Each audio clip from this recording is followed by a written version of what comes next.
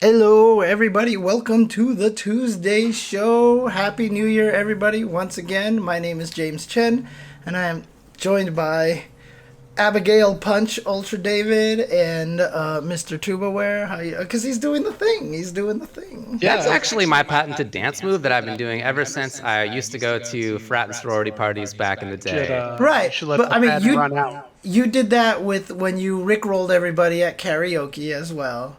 And, I'm telling you, that's my one dance but move. I'm not lying about this. isn't that the way? Isn't that the reason why though that Sajam called Abigail Punch the Ultra David? I think you're absolutely right about that. Yep. Wait, so people are saying you have an echo. Why would that be? Well, Why would that be, David? Is your mic turned on in your video.ninja? no, it's not.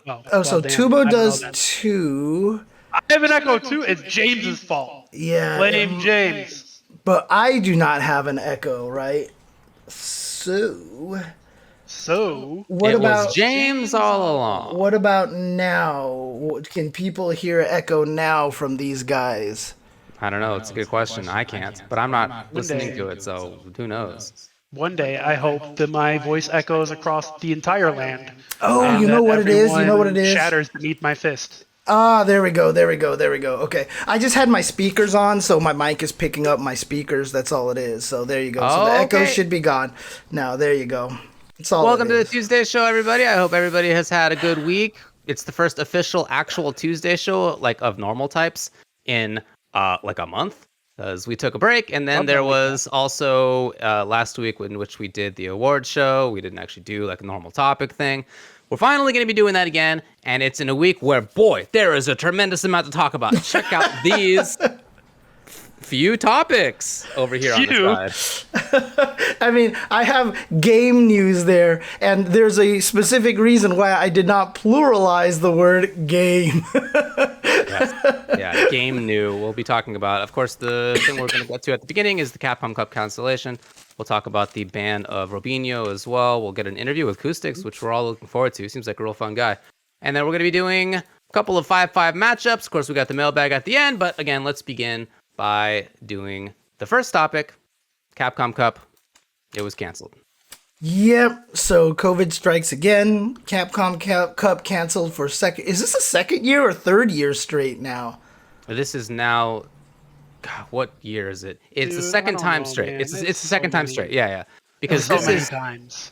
This is the 2021 season, with the final being at the beginning of 2022. Like, that And was by the way, intent. David, you haven't turned off the Stream Elements bot with the sound commands over here. I want to so- hear some big old wet farts. Let's do I it. really thought I had, but that's hilarious. Okay,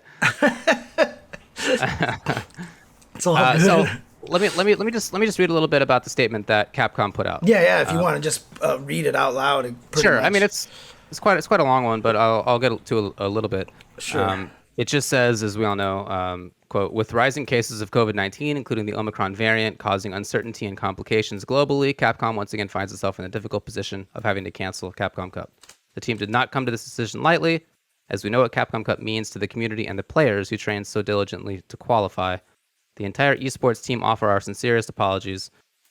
Please know that we share your frustrations, as we wanted nothing more than to have this event return in a big way, but the health and safety of the players and everyone involved is of our highest priority.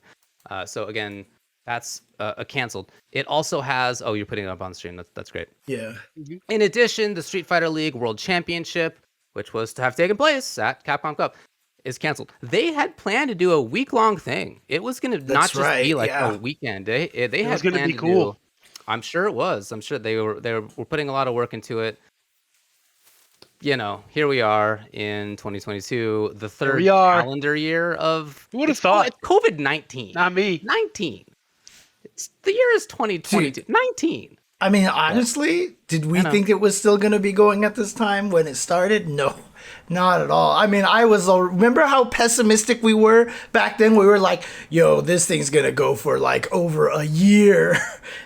When the whole thing started, like we that went was wrong. our worst case kind of scenario, I wouldn't be surprised if events didn't come back until 2021, like that's where we were at, and we've already gone a whole extra year without events.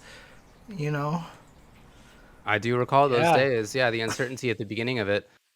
But, I mean, obviously we've been talking about this for so long at this point, and so has everybody else. It's just, I mentioned last week that one of my resolutions for the year was to not be disappointed at news like Right. this. Mm-mm. And so, like, I wasn't And disappointed. I was resolution broken, baby. broken, right? Already Yeah, already. disappointed. No, I mean, Man. I think I actually did a good job, like, internally at not feeling like I was disappointed. It was more like I saw the news and I was just like, yeah, I mean, I get it. I totally Seems understand. about right. Right. Now, in the U.S., Omicron's going pretty bad right now. Running buck wild, brother. It absolutely is doing that. Yeah, hospitals are really, really full. Although it's simultaneously the case that for each individual, especially if you're vaccinated and boosted, each individual, the risk is quite small. But because it's so infectious and reproduces so quickly, at the same time, societally, like in terms of the larger numbers, it's really, really dangerous and deadly. It's like kind of hard to get your mind around the fact that both of those are true simultaneously. For each person, not much risk, but also huge risk to the entire system. Yeah. That's how it is. So this is not the only thing that I have heard about being canceled. Not, and I'm not just talking about the FGC, but like other events and shows. Like there are cancellations going on all over the place as Everywhere. well. Yeah. At the same time, it's not. So I think we all understand, right? That this. Oh, this yeah, makes yeah. sense. So to start everything off, I think clearly it should be stated that this is the right decision. This is the right decision. I don't think anybody out there is gonna be mad that this is what Capcom decided to go with. I mean, yeah, there's gonna be people mad for certain reasons, but I think everybody acknowledges that this is the right course of action. I do wish personally that it had been a postponement rather than a cancellation. Right. Omicron is burning through the whole country so fast that it's plausible that literally next month it won't be as much of a factor. Maybe not, but like in South Africa, it burned through the country in a literal month. And the UK seems to like it's on that track. And it might be the case that we are too. Right now, people are predicting that the highest surge is going to be at the end of this month. And then like, it's just going so fast, like it might be done. Right, Denver Frosties, baby, yeah. We'll see, all right? We'll see. So I wish that it had been postponed because that kind of gives them, in my mind anyway, gives them the opportunity to still do it if things like are okay by that time. I don't know, but part of what I was going to say about this is that when COVID first hit and all these events got canceled, they got canceled in ways that weren't. Well, at least primarily, weren't like terribly injurious to the people who are organizing things because they couldn't run it anymore. It wasn't a question of like, hey, I'd like to voluntarily cancel our contract for venue, hotel, etc., which is cost big bucks, big bucks. It just got shut down, so there was nothing that they could do about it. In this time now, that is not the case. I don't think I'm not aware of at least any localities that are doing that, and that means that if you want to cancel, you have to just eat the cost. So it may be that for Capcom Cup, there were things that a true cancellation maybe is expensive. I don't know either way, but my thought may be that the reason they canceled rather than postponing is that maybe it's less costly for them to just be like, we're not doing it. Don't reserve the spot for us anymore. We aren't going to make a bet that there's going to be a chance that we do this in March or April or whatever. We're just going to eat whatever costs we have to eat right now so that we don't get screwed even further if we postpone and things still don't work out. Seems plausible to me at least. Yeah. I mean, I saw some people suggesting that they should just fly everyone out to the same hotel and just make sure the hotel has amazing Wi-Fi and they just have everyone play online with short connections and just do it that way and have nobody ever leave their room, which would be a really interesting setup, but probably not gonna that causes happen. other issues connecting through the same internet connection, actually. So I mean, we saw what happened. Problem. We saw what happened with Punk and Smug, right? Yeah, there'd be other problems. Oh man. Yeah, and if you're Capcom, somebody gets sick because they flew there, on the plane or in the airport or whatever. You don't want that negative publicity. I get that. Right, of course. All right, we all understand that this continues to be the world.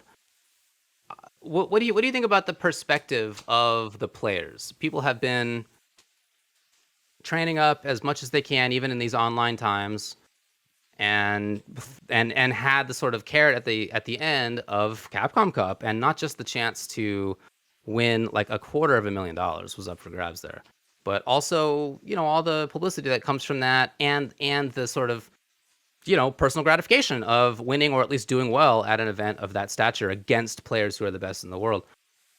What do you think about this from their perspective? Well, I mean, obviously I'm not training and competing and all that in Street Fighter 5 or any game at that level right now. Yeah.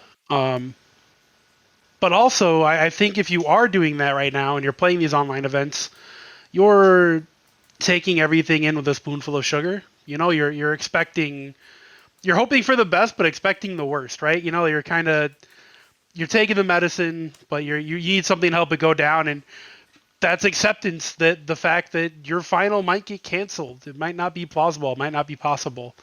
And I also, not to say it's about Street Fighter 5 players, but I think the FGC as a whole is kind of in a weird place right now because events are kind of sort of coming back. So people are starting to train harder, more so than you would if your tournament could get canceled, if things felt more concrete for a bit, but now they're not feeling that way all of a sudden. So these players are in this like weird like limbo, this weird situation where it's like, do I want to train full time 6, 7, 8 hours a day again because stuff could be coming back, or do I want to just kind of have my COVID training schedule, right? My pandemic training schedule. It's been, I don't know. It's a weird place for them to be in right now, for sure. Yeah, I mean, I think it really kind of depends on a lot of the players and such. I mean, obviously, if you're in Japan and you're Higuchi and you qualified, this is a big deal and everything like that, obviously that's going to hurt a lot not having this opportunity. If you're Daigo and you're like, man, I've been here every year, whatever, dude, like I'm sure it's a different kind of story, but the one player that I saw talking about it a lot was Rob TV, right? So Rob TV was talking about this and being really frustrated and everything like that. It sucks to say this, but, for a player like Rob TV, I don't think he has to worry that much. Because, I mean, look, if Capcom Cup holds qualifiers the same way they do, he's like one of the top 5 players in our country. Like, I think he could make it back in pretty consistently. But, I feel bad for a lot of the players. Like, just this past weekend, you commentated, Capcom Cup, what was it, the Caribbeans, right? And who was it that won? It was Jack. Jimmy, that's what it was. Yeah, that's right. Because his Twitter is Jimmy Crack. That's what. Jimmy qualified, and he doesn't get to go into this kind of situation. There's a lot of players out there who did kind of, have this kind of opportunity that they might not normally have through any other way. A lot of the interviews that I gave, were asking people who, probably never thought they could make it into Capcom Cup. How does it feel to be a Capcom Cup qualifier? And it's going to be hard for players like that. Now, I'm not trying to say, trying to downplay Rob TV's concerns. He's absolutely justified to feel really disappointed and let down. But there's some players that this was probably their big shot, and like I feel like that's really rough for those players. Well, you also got to take into consideration, James, when Rob is like worried that he might not get another chance, he very well might not get another chance because Street Fighter 6 has to be looming. Like, I mean, COVID obviously has delayed things. I feel like they probably would have announced the game already had COVID never happened, but Street Fighter 6 has to be on the way soon. Like, maybe with COVID delays, Street Fighter 5 gets one more year of Capcom, pushing it and supporting it. But 6 is, I would imagine we're playing 6 by 2023, right, at some point. So that might have been it. This might have been it for Street Fighter 5. Who knows? It's an interesting point. It's, again, I'm not in any hurry for Street Fighter 6. Like, I know a lot of Let's go, people. baby. Bring it on, Capcom. Let's go. but I know some other people definitely are looking forward to moving on to another game. So that's I wasn't even thinking that way, but that's a really good point. Yeah, I understand. Well, I mean, as Brock said, I'm not somebody who's training for matches in the way that they are. But I can think back to like when I was in early SF4 days, when I was spending a lot of time, and my goals weren't nobody's goals were like international wins, because that didn't exist really. But like nevertheless, I was putting in a ton of time, and if I found out after that we had no more tournaments in SoCal or none that I could travel to, I would be very disappointed, of course. I mean, I would be disappointed at the person who was operating the event in this case, right? I don't think that Rob is like mad at the people at Capcom. Oh, no, not at all. Not at all. Right? Yeah. And I don't think that anybody else is. But yeah, I think it's very reasonable to be mad at the situation. Definitely. Yeah, for sure. Yeah. That's how it is. I was just looking back at when Capcom Pro Tour was announced in 2021. It was announced at the end of March. So that was, if you can think back to that time, March 2021, that was as, in the US at least, vaccines were rolling out. I think my parents had already been vaccinated at that point, and healthcare workers had been vaccinated for a few months at that point. Like, it was beginning to be the case that other people, or at least like we were going to get vaccinated soon, within the next couple of months. And so there was a sense of optimism, I think, at that time about at least a year from now, because they had planned for Capcom Cup to be at the beginning of 2022. So if you're them at that point, you're thinking like, okay, people are getting vaccinated. That means that we're rounding the corner on this thing, as many of us did feel. And surely 11 months after that, it will be fine. Surely. Absolutely a reasonable thought at that time. Surely. Again, it's that whole thing where, I think I mentioned it last week, but the whole joke about the Contagion movie, like being a fantasy film because they made a vaccine and everybody took it. It's like it's just not happening, man. Like, that's if everybody just took the vaccine, man, because like, again, it's only as strong as its weakest link, man. And a vaccine, I mean, nobody's had mumps or measles or anything like that, like, ever. So, I don't know. Yeah. I feel bad for them. In addition to that, as we're talking about the players, from the perspective of other people working on it, it's disappointing. Sure. I had hoped to commentate for that, and the fact that it was a week-long thing was exciting because I didn't know what that would entail. I mean, to be clear, like, we didn't get to the stage, or at least not that I was made aware of like, here's what you were going to be doing if you were going to be commentating, like, here's all the stuff we were going to do. We didn't get to that point.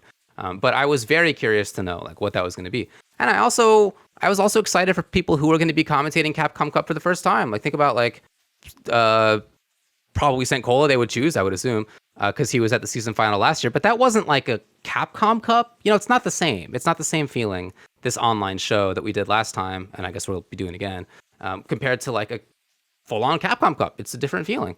And I was excited on their behalf, whoever else would have gotten chosen to be involved with this too. So that's all going to be quite different. As far as what this may say about other events, there are some events that are coming up, right? Frosty's is coming up. There are some other things that are after that. There's some Smash stuff coming up as well. Where's your head at when it comes to those things?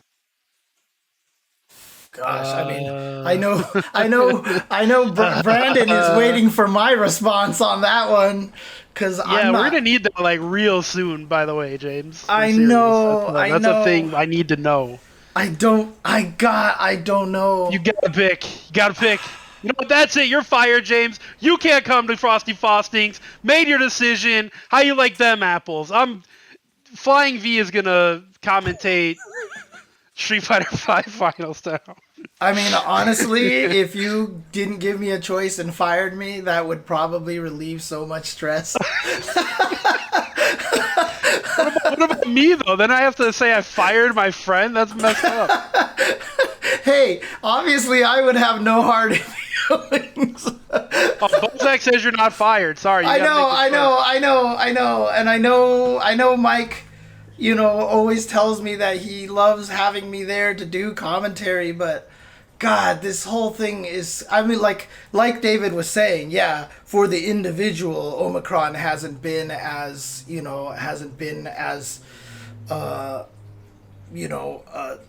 painful, damaging, scary, I guess. I'm not sure what the word is. Yeah, the rate of hospitalization, the risk of it, I should say, is low. Right. Comparatively. If you're vaccinated too. I mean. Right, exactly. Right, yeah, which I am, and I'm boosted and everything.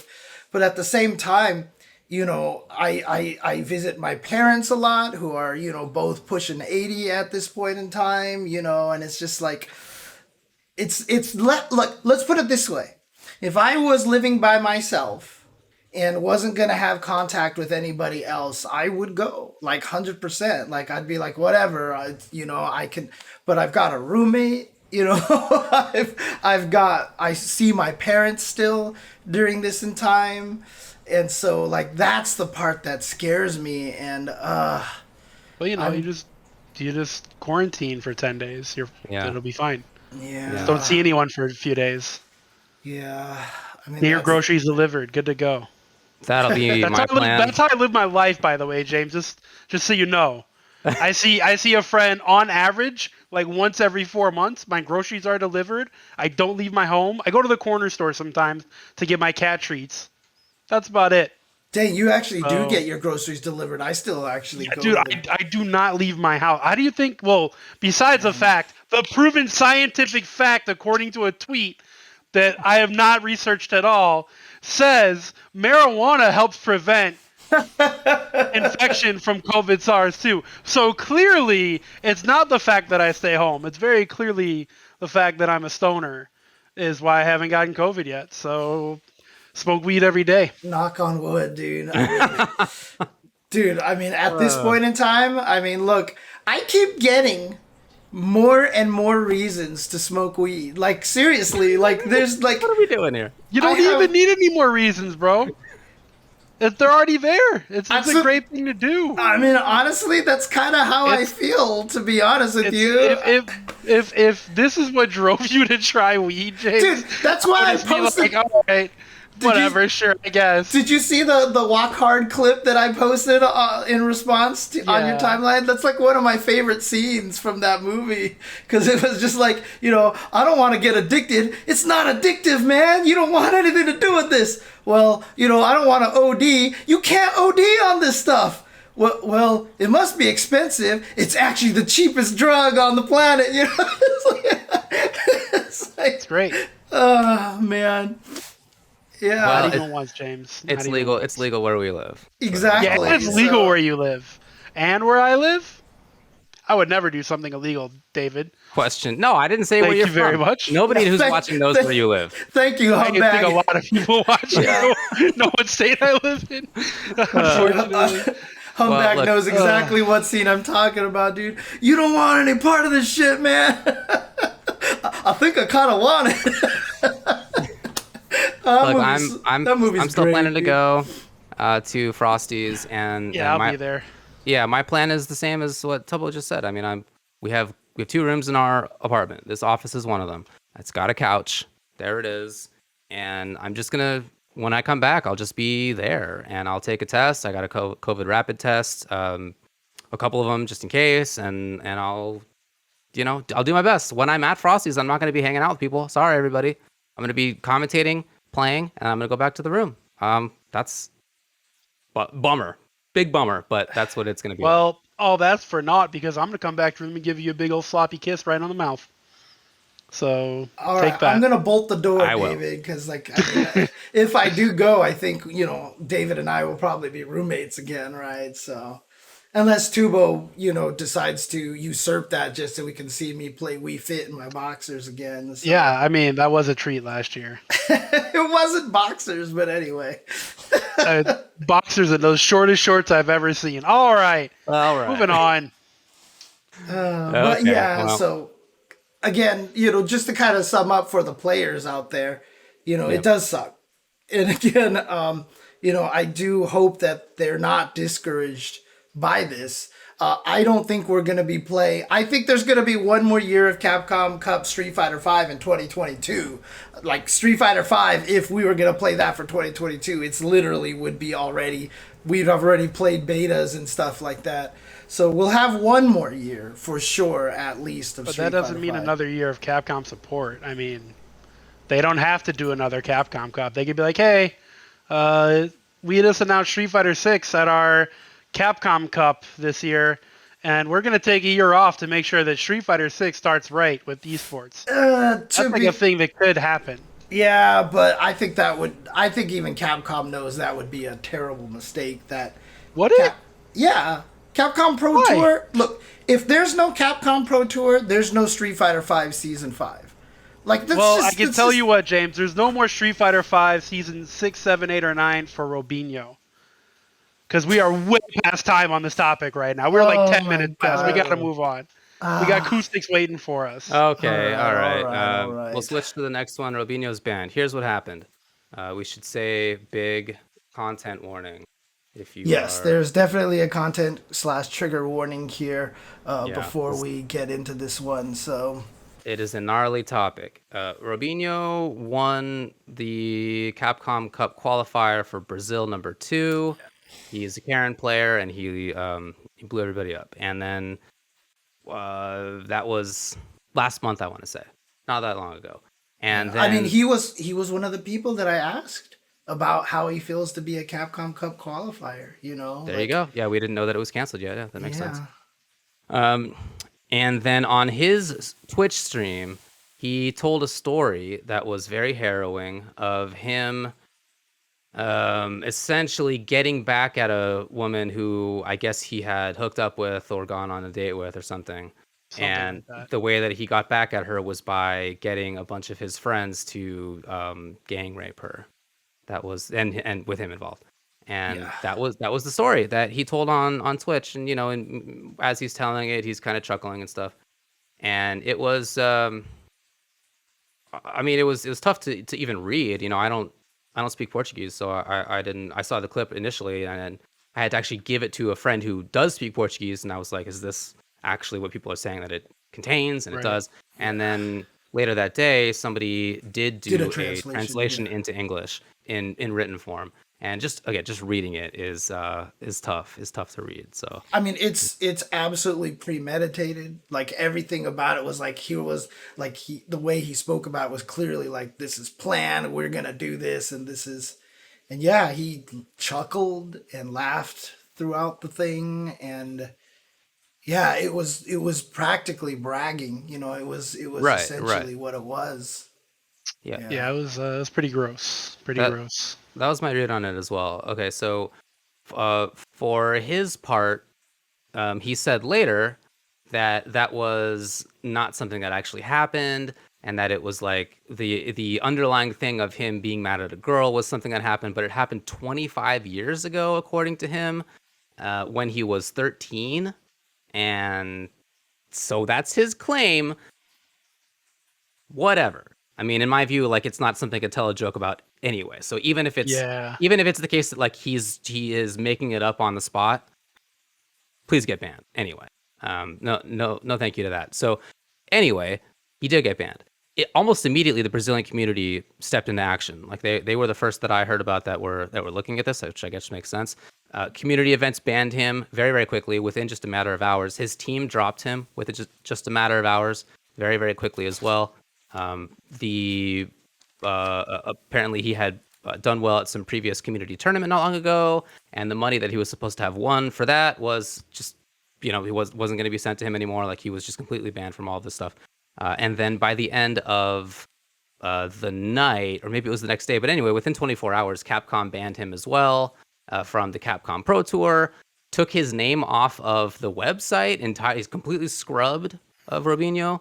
Other tournament organizers said that he would be banned as well, from their tournaments. Should he try to attend majors elsewhere, they would ban him too. So the scene honestly acted fast and did ban him. I don't know. What do you guys want to say about this? I Oh, go ahead, James. No, one of the first things I was going to say was I remember I think it was you, David, right? Talking about this last week, how you felt like, you know, after all the FGC Me Too, that a lot of that happened, but it didn't feel like a lot of things had changed. You know, that it just felt like it was, you know, not a lot of actionable things had occurred. I don't know. I feel like that this is a pretty good one. And I felt like things kind of went quickly. But again, not knowing 100% where you were coming from on that one, I'm not sure if you feel the same way, David, if this feels like something to that degree. I mean, I'm glad at least the community acted quickly on it. But if you want to expand on that, or if you want to go on with what you were saying. No, I mean, I was going to say pretty much the same thing as you, James. I was going to say I felt that this was a very quick response, a very deliberate response. Words were not minced. There was no yellow cards thrown. It was very clear what Capcom and Robinho's local community, and I guess any TOs in America or any else, you know, have said they won't have him at their events, and that's great. I do think that's a bit of a culture change in the FGC. If this would have happened 5-6 years ago, I don't think the reaction would have been quite so quick. You might be right about 5-6 years ago. I guess I'm not sure. I think that, so first of all, James, I think that I do consider this so well done on the part of the community leaders. Okay. I think that they did as well as they could have in this situation. Okay. The community members banned him very, very fast. I don't remember if I said, but Twitch also banned him, so his channel is not on Twitch anymore. Oh, dang. Okay. Okay. It's complete blow up for him. And look, I mean, if you're Capcom, you can't immediately ban. Like, there's a process, you know? Right, of and course. Yeah. And that process is not something that whoever runs the social team can just like immediately put out there. Like, I don't know what their process is, but like there certainly is one. Presumably they had to go through. If I were running this, I would send it through legal first. You know, I would send it through there's other stuff that you have to do. So the fact that they did ban him as quickly as they did, I was encouraged by. I thought that was as fast as could be expected. So I thought all that stuff was good. 5-6 years ago, would this have been different? I mean, this case is like, it's like jarringly bad. In a sense, it's almost easier than some other cases might be because it's so really bad. Yeah, it's like it's on video. It's right there, right? It's on video, and he's admitting to just awful stuff. There's no defending it at all. It's not something that I've seen anybody defend, and I've seen plenty of people defend plenty of horrible stuff. But this thing, I haven't seen anybody defend it. So in that sense, it's almost easier if you're one of the authorities to say you're out of here. Like, this is very fast without any having to think about it. I guess I'm a little bit encouraged by it in terms of the speed that everybody moved with, that there would be good responses to other bad things happening in the community, but there will be stuff that happens that is less extremely obvious what the right answer for it. And I don't know. I mean, look, back in the day, it wasn't uncommon to use the word rape in just a very casual sense in the FGC. That was, a decade or so ago at this point, but that was common. So would we have allowed this to fly at the time? I'm not sure. Maybe, but also maybe not, because nobody was cool with nobody. The people who used the word rape in that context weren't talking about real rape, right? And this guy was. So that still might have been banned. I wouldn't. I'm not sure either way, right? But I think that I would expect that it would still be banned, even though the culture was different in many ways. God, it's crazy that, I mean, just not to, to go away from the main topic at hand here, but yeah, I still even remember using that word during commentary at like Run Back and Wednesday Night Fight days and stuff. Sure. And it seems so crazy now, like how casual we just threw that word around. And it's like, I can't even imagine how that even was okay back then, but it's weird just how it changes over time, and I'm glad it has. And again, just showing how everybody who tried to defend the word's usage was like, oh, it's fine, it's just part of our culture, but I mean, we don't miss it, dude. Like, and we never needed it in the first place. So there you go. There text that they put out banning him, Capcom's announcement. Mhm. What I liked about it too was not just that they said things like, we have zero tolerance for these types of acts and behavior, which at a minimum level violate the player code of conduct, potentially Brazilian laws, and deserve action. So I also say this is a global ban, meaning it applies to tournaments and events in all locations throughout the world. And then importantly, while this is just one consequence, we hope the local authorities quickly investigate and address this matter to the fullest extent of the law, right? That's as a video game company and even as a scene, we don't have that kind of authority. That's not what's at issue when we talk about a ban, right? We don't have that kind of power. Rightly, obviously, we should not, but the proper authorities do, and so I think it is important to investigate that. It was picked up in the Brazilian news media, like their equivalent of ESPN covered it, like it was really a big deal. So I've heard that there are in fact some discussions that authorities might look into it, but again, who knows? We'll see what happens moving forward. Okay. But again, correct decision, and glad to see them moving on it and acting upon it.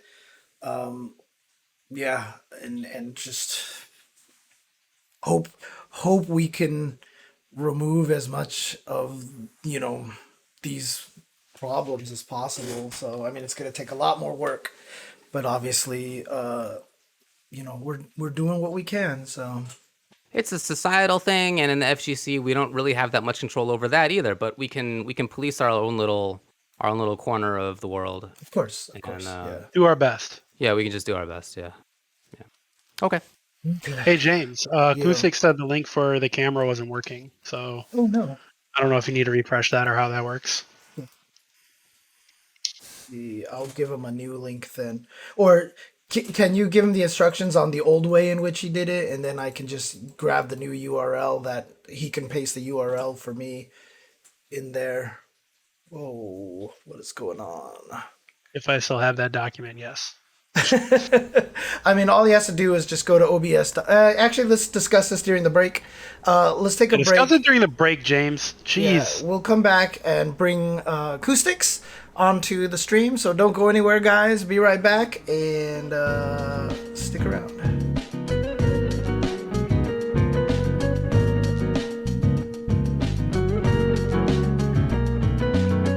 Hello, everybody. Welcome back to the Tuesday show. And I feel like we have like some sort of a League of Legends trivia going on or something. Oh, no. Look, let's just bring our guest right onto the stream. It is none other than Koustics. Hello, sir. How are you doing? Hello. How y'all fellas doing tonight? Good, man. Thanks a lot for hanging. Yeah, before we get started, the first question I have is, what's going on in the background for you right now? What's going on over here? You look embarrassed, Koustics. What's going on, man? All right, so every Tuesday night I do trivia night here. I've been the winner for the last two because I actually really like trivia. Oh, dang. But we ended up, tonight was League of Legends night, and they actually set up with a league tonight. So it's like it's sweaty in the front, and someone's on the loudspeaker, and there's a lot of nerds. Nerds? Dude, Yeah, I'm one of them. I can't don't help it. like yeah, no, I was about to say, I got news for you, Koustics. You're on a stream with 3 other nerds right now. Whoa. I'm a Three cool other nerd, nerds. all right? Oh, yeah, you're the cool guy for sure. Oh, Hey, yeah, that's nice. is it possible that you could do like push to talk? Push to talk? Yes, I could. Like, so while we're talking, because when you're talking, you definitely drown it out. So, all right. Anyway, whatever. No big deal. Thanks a lot for hanging out. Appreciate it. So we brought you on to talk about stuff that's happening in modern day, but let's start out by talking about how you got into fighting games in the first place, and then how you got into fighting games so deeply that you began to play competitively and join in the FGC. Okay, perfect. So this is actually hilarious, right? So before I was like ever interested in fighting games, I used to play a game called For Honor competitively, and I was like really into it. I was like top 4 in New York for it. I was picked up by a team at one point. That funny enough entered the FGC later, and then had to exit immediately because a lot of people that they did not pay. I'm pretty sure everyone remembers this blow up. It was the Battle for the East tournament in Las Vegas by a Woken Gaming. Is it Woken Gaming or something like that? But basically, yeah, that's a whole nother story. If you guys ever want to hear that one, and it's really fucking hilarious. It's OD. But anyway, so I got picked up for them. I used to play a lot in New York because Microsoft had a flagship store over like in the center of Manhattan. Yeah. And yeah, and they used to hold esports things through the Mixer Studios, which is how I got into like my first fighting game, like officially, which was technically Tekken. It was the first game that I did a fighting game tournament for. And not many people know, but like this is how I first met people in the FGC, like Dancer. I met Real Law. There was a couple of cool dudes. I Fix Machines, Helst, who I still talk to. So it was my first thing. And then around the time that I was still playing Tekken, Dragon Ball Fighters came out, and people really knew me as like, oh, we need someone loud that's gonna bring hype in the audience. it's like we don't care if he goes 0-2, he loses, but we need someone to make it seem like there's like a really loud audience in the background. Who do we call up? So Microsoft was like, oh, perfect, we got just the guy. Bring in Koustics for Dragon Ball. And I almost know like nothing about the FGC at this time, right? Mm-hmm. So like I lose in my first tournament like pretty badly. I'm like, yo, these guys are whack. Now, mind you, this is the first tournament for Dragon Ball at like Microsoft, and I think it was Necro Undyne, Random Fiend, Flux, PHE Grover. I'm just like, yo, these guys are garbage. They lucky I don't pick up this game and start playing. I'm like, it's like, and like, I think like Flux called me ass. And I'm like, bro, I'm really gonna do it to these kids one of these days, bro. So I started. I'm like, literally, what I know, it's like, oh, these are actually like champions, and I'm just talking mad shit because I'm the frog in the well in this story, and I don't know anything about it. So I decide I'm gonna keep playing fighters, right? But like at this point, I'm still just hitting square. I don't actually know what I'm doing. I go to NLBC, start entering more tournaments and everything, and it's just I just start really enjoying the game, and I'm like, man, the FGC has like a history behind it. This is really cool. Like I'm relatively new to it, but I love talking shit, you know. And if other people are willing to group up with me and talk shit and play video games, there's no reason not to like keep coming out. So I essentially I spend like the first 2 years being like New York's most hilarious jobber. I'm like so the reason why Microsoft called you out for DBFZ is kind of what you embraced the role for a while. Oh yeah, I was the Brooklyn Brawler. I was Santino Morella. I was everything, bro. I was just like, damn, you know he's gonna lose, but you know he's gonna talk bad shit in the background in the middle of the match, like before the match, after the match. And then you damn sure better not lose because he's gonna talk so much shit afterwards. It's just keeps flowing and flowing. So I was like, man, I like doing that, but I kind of like want to win, or I kind of like want to find a place to like take this energy that I'm using to talk shit in the crowds and talk shit, you know, professionally. Because I'm like, oh, commentary, right?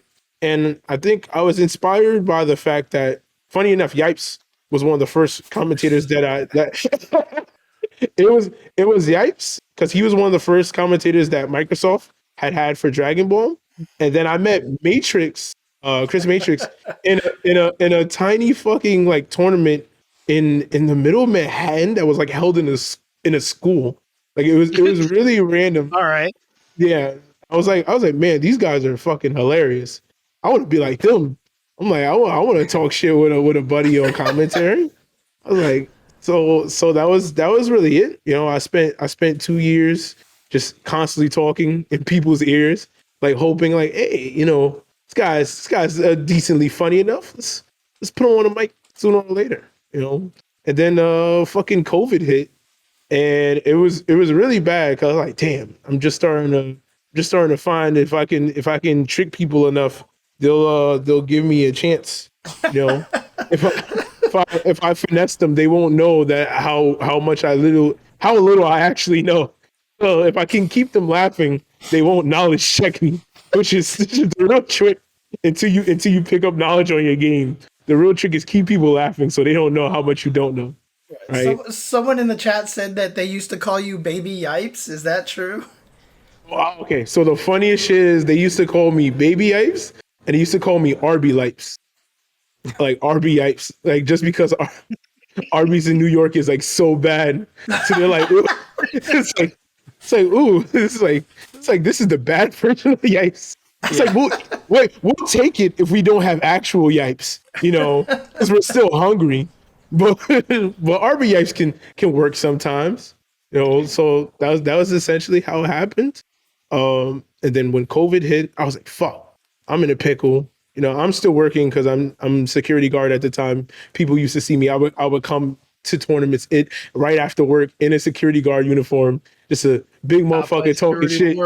Yeah. Yo, top flight of the world, Craig. I was like, damn. I'm like, damn, this is really some Friday shit I'm doing right here.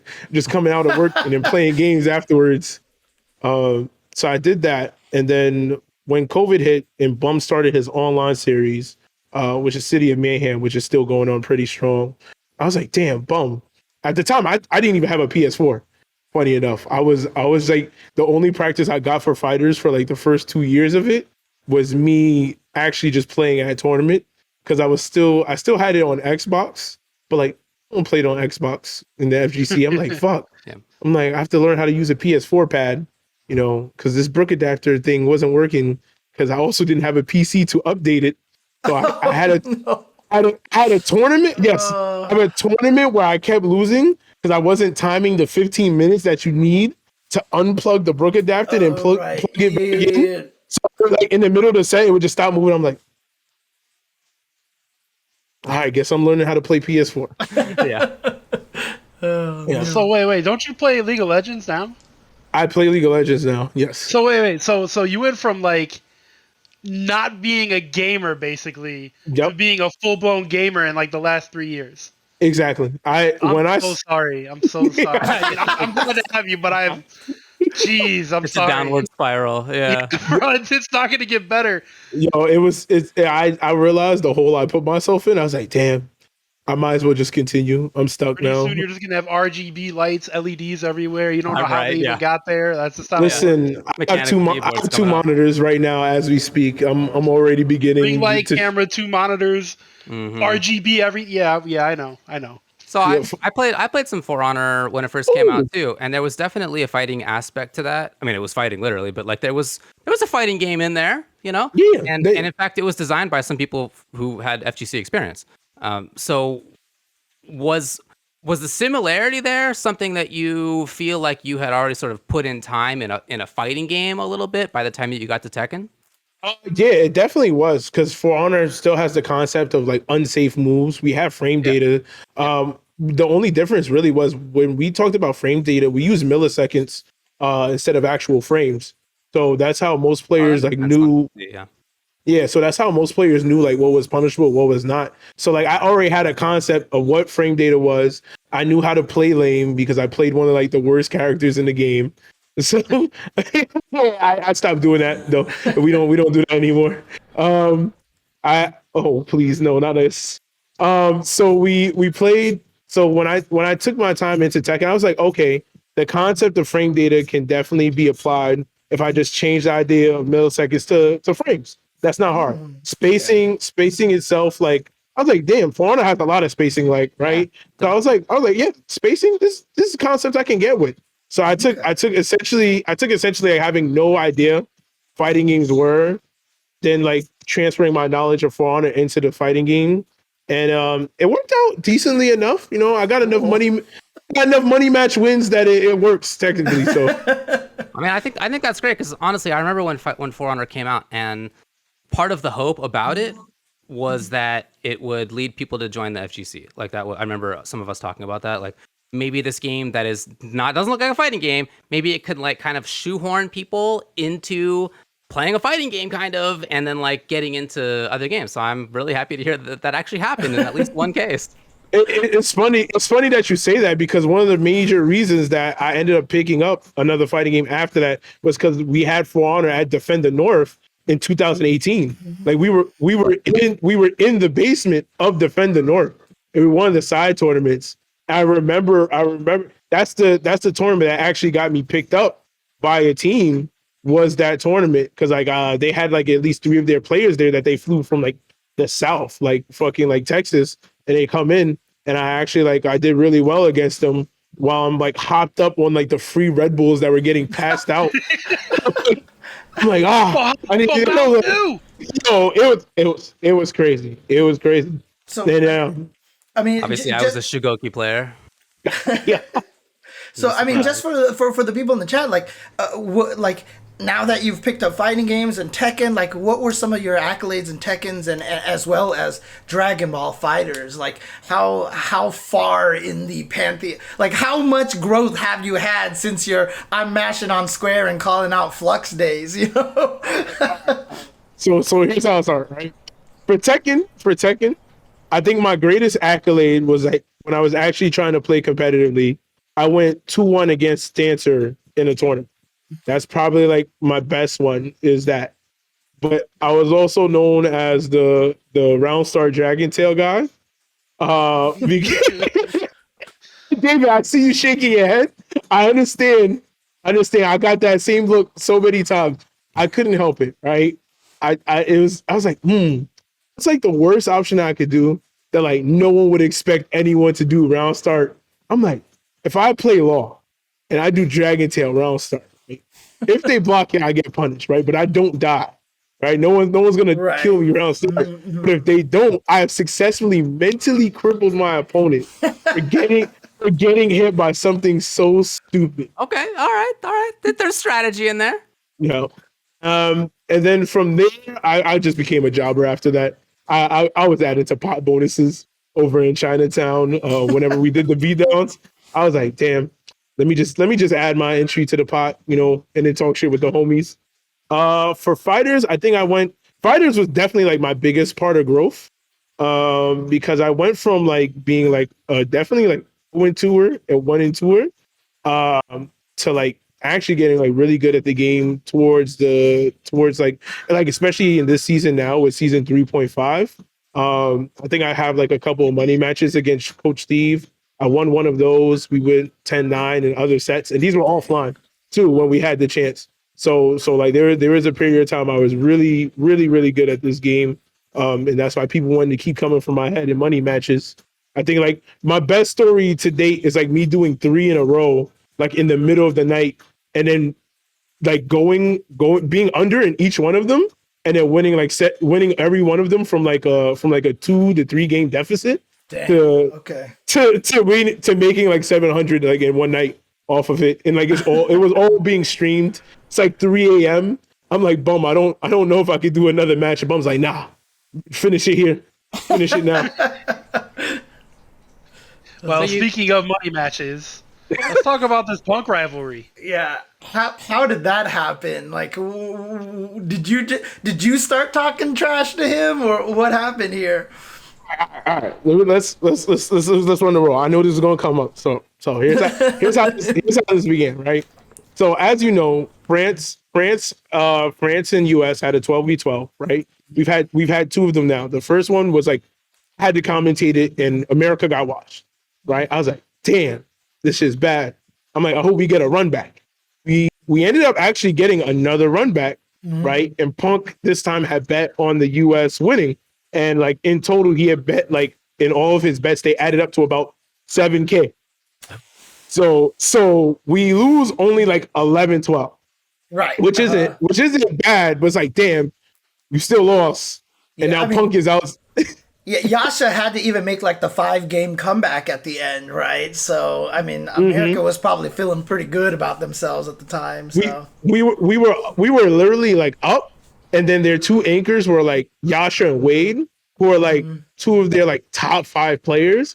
I'm like, fuck, we already lost Nitro, so all we had left was like I remember that at least 3 of them were Apology Man, Coach Steve, and Sonic, and then Sonic was able to beat Wade, and then it was Sonic versus Yasha, and once Sonic lost to Yasha, I was like, oh my god, fuck, this is not good at all. Because like honestly, if I'm gonna be truthful, Yasha's probably like top 5 in the world right now for DBFZ. Like he's absolutely on like a whole nother level. So I was like, damn, Sonic lost here. And like I love Beneath, I love Coach. Like they're great players at the game, but Yasha was just OD, and I was like, damn, we're done here, and they got washed up. I was like, oh fuck. And so after that, I think Punk had talked about losing like the 7K online, and he's like, bro, I'm gonna get my money back from y'all motherfuckers one way or another. So he makes a post. He's like, you know what? I'm gonna start playing Dragon Ball. I'm gonna make top 8 at Frosty. So I'm like, our game is head ass, right? I'm not gonna lie. Dragon Ball is a really head ass game to play. And I'm like, you think you're gonna make top 8 at Frosty? Like he had said this at like the beginning of like before January, I think sometime in December. So I retweeted. I'm like, yo, our best gatekeepers are gonna smoke this man free. So I'm like, there's no way he makes top 8. I still have a bet ongoing with Powerful Antoine for at least 100. So damn. You know? So we do that, and then at one point Punk enters City of Mayhem, and I'm like, yo, bum. That's like a joke. I'm like, yo, give me Punk, rig the match. Let me get Punk, bro. So I win my first round, and then I have to play Punk afterwards. I think I win game 1, and then he wins the other 2 games. And then like I had his stream open while we were playing, and he was like, this boy Koustics trying to hit me at my lowest, you know what I'm saying? He think he gonna beat me, you know what I'm saying? But I'm the alpha. You already know we in the Alpha Academy. I ain't messing with no burgers. He said he's just a talker, and the talkers talk. That's why he's a commentator, you know what I'm saying? And I'm a player.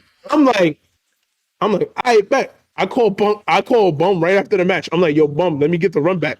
And then Punk is like, nah, I'm only running it back for money. I was like, still relatively new to the game. You know what I'm saying? Don't do this. So I was like, all right, I'll do 100. And then he was like, nah, at least 250. So I'm like, 250? All right, we'll run it for 250. And then we play at the end of the tournament. And of course, I win the first game 7-1, which was funny because I'm pretty sure everyone has seen the clip of him blowing up at the US players that were trying to teach him on how to like beat my round star option to a specific character. And my man's got clowned for that very hard. And then he didn't know about that Dragon Tail round start, man. So I find the corniest round start I can do, and I'm gonna do it until you adjust. And then if you adjust, I'm gonna slightly adjust it just so it wins. And that's essentially what happens. And then right after that, he says, "Nah, run it back again for another 250." I was like, "Another double, another?" I was like, "All right." So we run that one, and he gets a 7-5. So I'm like, all right. I walked out with 500. I'm chilling tonight. I didn't win the tournament, but I won the tournament. So you won the tournament. For sure. Yeah. So he says, all right, in a week we'll run it back. I'm like, all right, bet. So Punk ends up training with like Akari, who's So wait, hang on a second. So the actual story here is that you won 2 sets of 1st to 7 against him? Yes. So 7-1 and 7-5, huh? And the 7-1 is the one where he blew up, and then you played another one right away, and you won another 250 off of him. Mm-hmm. Okay, here's my question, all right?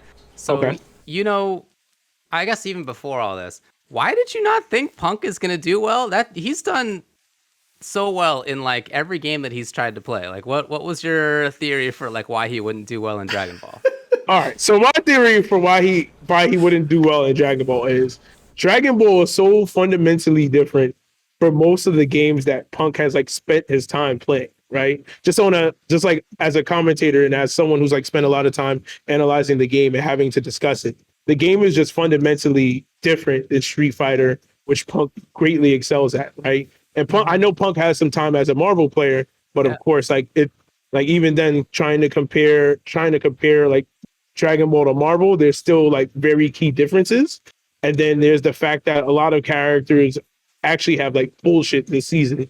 And if you don't know, it's very easy to get cheesed out, right? So saying that from like December to January can learn about a year's worth of tech, like at minimum for all the characters at the game. I'm like, I'm not gonna say our community is that ass that he'll just be able to do that, right? So that's more for me defending my community with my pride. I'm like, this man's not making top 8. All right. I will still stand by my community. I believe in our gatekeepers.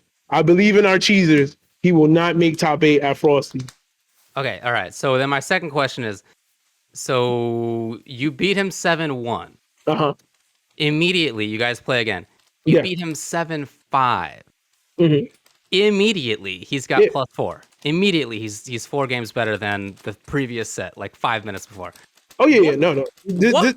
What makes you then think, okay, I'll give you an entire week. 5 minutes, he got better by 4 games. I'll give you an entire week to get better. And sure, let's do it. Why would you do that? Why would you wouldn't you want to be able to just be like, I'm 2-0 versus Punk for the rest of your life? You know, No. I He got better right away. You're gonna give him a whole week? I beat Justin Wong in Super Turbo at like B5 or something like that. I have never, ever run another set with Justin Wong in Super Turbo again, just so I can say I'm 1-0 against Justin Wong in Super Turbo. Listen. All right. all right. So here's my reason why. So first of all, the 7-5 is more like a 7-4. I gave him a game because my controller did disconnect. Okay. Listen. All right. And I still have the footage from the match. I don't use any of my characters like mix-up tools on it. Like I don't do anything that I've spent the time in the game learning. Like and the team isn't a team that I currently play or anything. It's just a very simple, like it's a team you would play online because it's like not trying to think I would play this online, right? So my thing is I believe in myself. I believe in myself. I've played some of the best in fighters, right? I haven't always won, but I've held my ground. And I think at the very least, my knowledge of cheesing is going to get me at least a couple of games. And I refuse to take $500 from a man and not give him a run back. Okay. Right?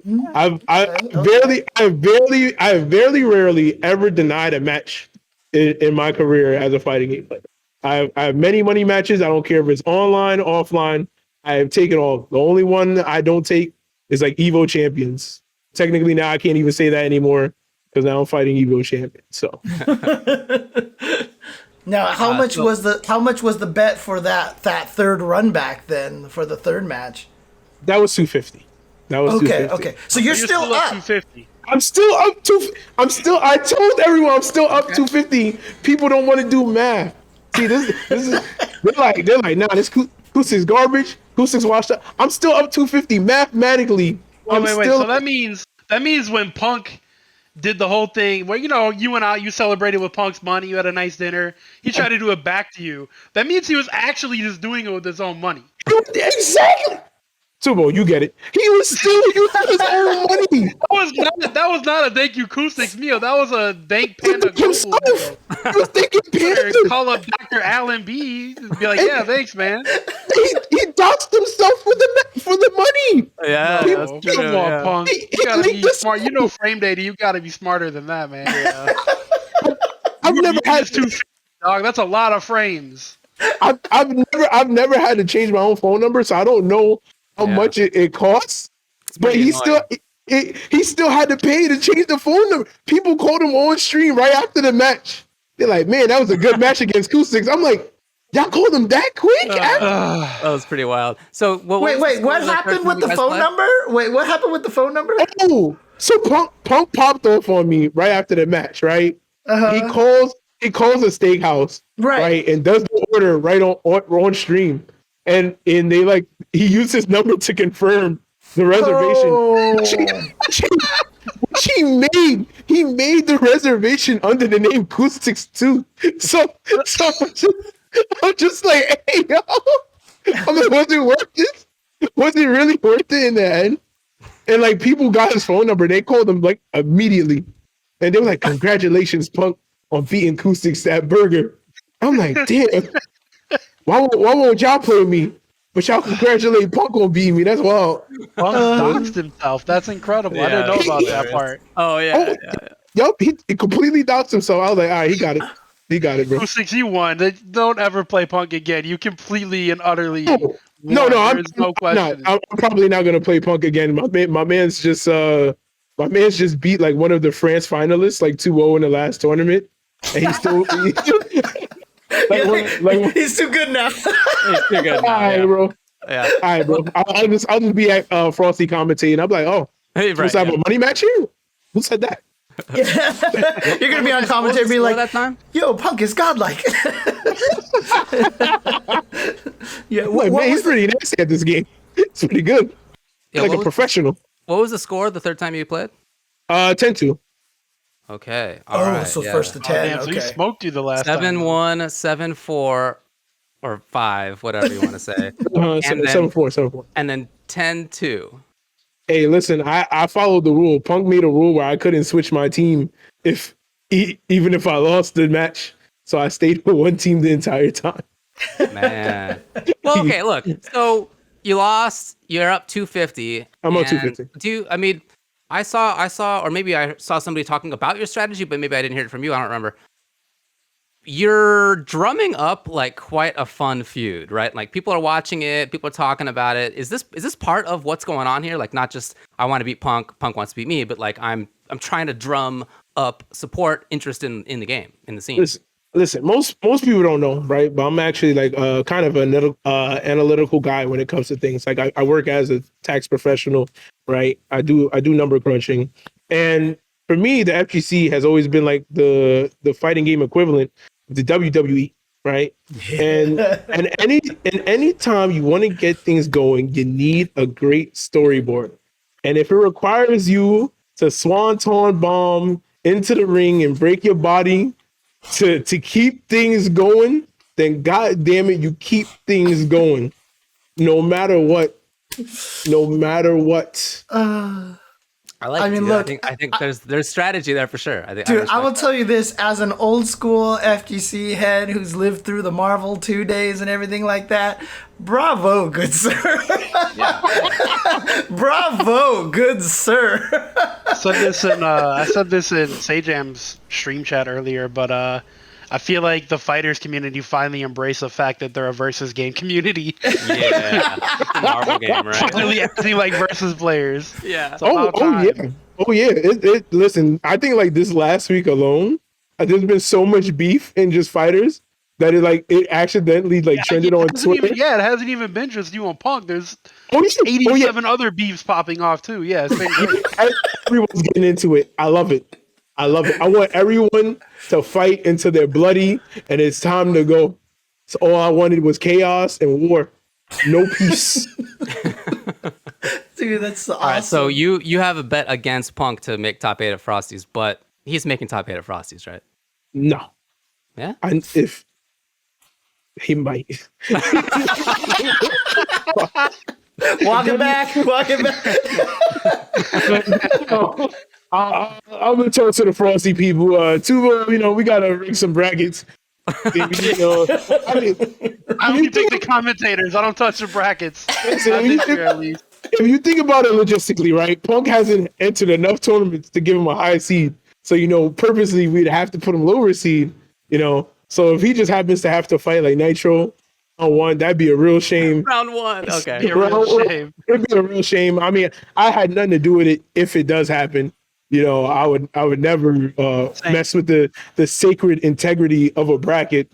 naturally, I would never Hey, do such a let me thing. play Bum first. Bum, let me get this. Let me get someone first round. I've never done such a thing. I would never. Never. I would never You do. would never. Never Of do course such not. Never. anything. Brackets are sacred. Never change them. Seeding is important. All right. Marijuana, never heard of it. Dude. Oh my god. Hey, you wanna plug yourself? Oh yeah, absolutely. Listen, guys, you already know. You guys can follow me on Twitter at Koustics, where you guys can see me stir up any beef that I want, which is exactly what I do almost 24/7. You guys can also follow me on Twitch at Koustics, same spelling. I stream Dragon Ball there. That's really about it. I don't have my business cards yet for my tax profession, but once I get my business cards printed out and I can hand it, I money match the IRS, so you don't have to. That's our motto. Nice. All right. And one last question that I always ask everybody. I like the name, but where did Koustics come from? Originally it was going to be my rap name. Yeah. Okay. Because it comes from acoustics. Of course. So it was gonna be my rap name because I was like, I'm loud. When you say the acoustics in the room are good, I'm like, dang. What if you say the acoustics in a room is good? It's always good. That's perfect. Let's go. So yeah. Yeah, I like it. I like That's a it. clever one. Yeah, for sure. All right, man. Well, thanks for coming on. We appreciate it. Dude, yeah. All right. I can't wait to see more of the hype Dragon Ball beef that's being spawned. Listen. I'm pretty sure you've seen already. There's a couple more cats that are getting into it. Some legends. When's the perfect legend money match? That's what we want to see. When's Listen. the perfect legend money match? Listen, Pred called first dibs on him already, bro. So There you go. Right. Hey, yo, good luck in your League of Legends trivia contest. thank you. I think they're already finished. I'm gonna All right, dude. have a good one, fellas. Thank y'all All for right, having later, me. homie. All right. Yep. Peace. Peace. Oh, that was awesome. Right. That was a good so one. good, Thanks a so lot to good. Koustics for coming on. All right. So we are going to move on to the next segment, 5-5 matchup, as we always do, with people submitting some questions to give us some debate topics to talk about or just ask our opinion on certain things. So let's pull up the questions that we have over here right now to start off. And I will start creating a poll, David. So you go Okay, ahead. I'm going to ask the questions. Number one. 5 of them. Number 1, Fightcade 2 is seeing its highest number of active users in its history, with people like Maximilian, Justin Wong, and Smug consistently streaming older fighting games recently. Any advice for a new generation experiencing these games for the first time? Number 2, when a franchise releases a new game, do you feel that the big tournaments like EVO, CEO, Combo Breaker, etc. should have the previous title as a main game as a way of passing the torch, i.e. SF5 plus SF6, MK11 plus MK12, UMVC3 plus MVC5?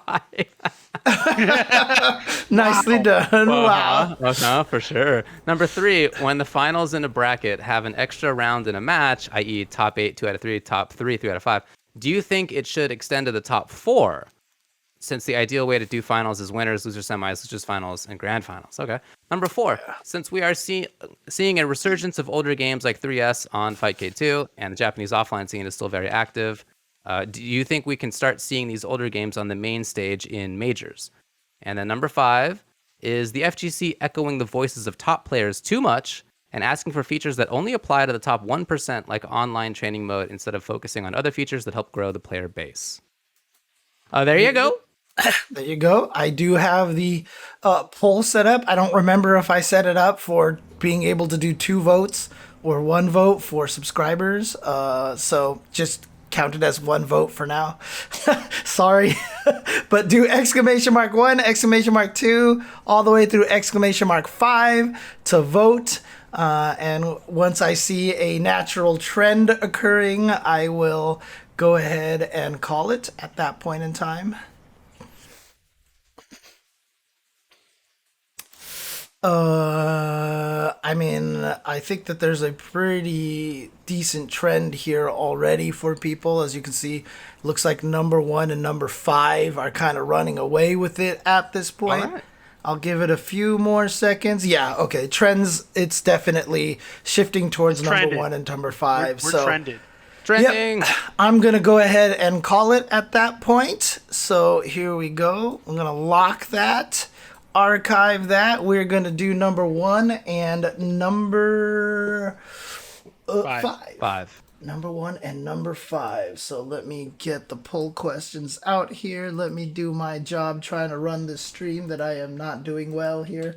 Okay, so You're doing your best, James. the polls should be gone. Yes. And let me type in the question here. Okay. The poll's over, you D-gens.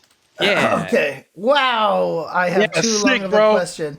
I have too long of a question. All right. Let me just repeat it so everybody can know. Number 1 is Fightcade 2 is seeing its highest number of active users in its history, with people like Maximilian, Justin Wong, and Smug consistently streaming older fighting games recently. Any advice for a new generation experiencing these games for the first time? What is your advice to this new generation experiencing these games for the first time?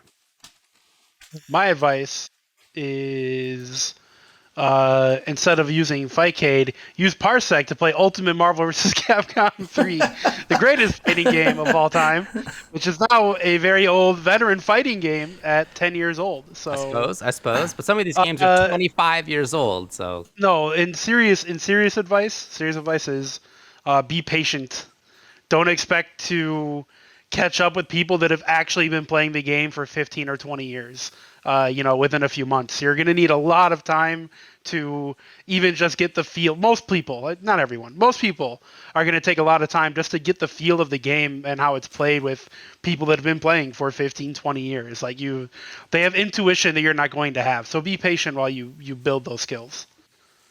I think you also have to have an understanding that games back then weren't made very well. That's just like kind of a blanket statement, but they are all the games that have survived as like main games people still play, like the ones that were mentioned. Well, I guess not in that one, but games like Third Strike and Super Turbo and Marvel 2 and CVS 2 and the KOFs from those days, and they all have complete janky nonsense. Yeah, and sure, like some games in modern times have like complete janky nonsense. Some of them have oppressive stuff, but they are rarely as janky, right? There's a little difference in there. Like some of the hurt boxes and hitboxes just work really weird in some of these cases, and some of the characters are just like really unusually good or unusually bad, especially maybe unusually bad compared to modern day. Modern day games just doesn't really have the Z bottom tier characters that like some of the old games do. So you just have to go into it knowing that it's from a different era. Some of this is going to be different. It's going to feel a little different. And yeah, there's a lot of fun and strategy to be had in those games. That's why they still survive. But like you have to be willing to put up with that stuff if you want to explore what is fun and strategic about that. Patching changed fighting games, and also the ability for people to discuss a lot of things that are happening. People didn't know what they were doing when they were making fighting games back then. There was no concept of balance. You just made characters do shit, and it just worked, or it didn't work. Honestly, like, there's no way anybody in their right mind designed ST Claw logically. I mean, look, think about it from their perspective. The Street Fighter 2 had come out only a few years before that. So in terms of like the lifetime of competitive 2D fighting, of competitive fighting games where the characters are different, like that whole style of video game, 3 years old. Like you just didn't have as much experience. Nowadays, the people who are designing fighting games are people who grew up playing fighting games. Like we all, it's a different situation than it was. I played Street Fighter 2 in 9th grade. I was playing Super Turbo by the time I got to college.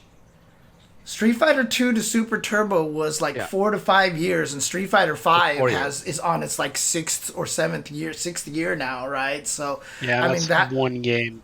Dude, Alpha 1 to Alpha 2 was like a year, dude. Like there was like no time between those at all. Well, that's probably a good thing because Alpha 1 sucks. Alpha 1 was bad. Yeah.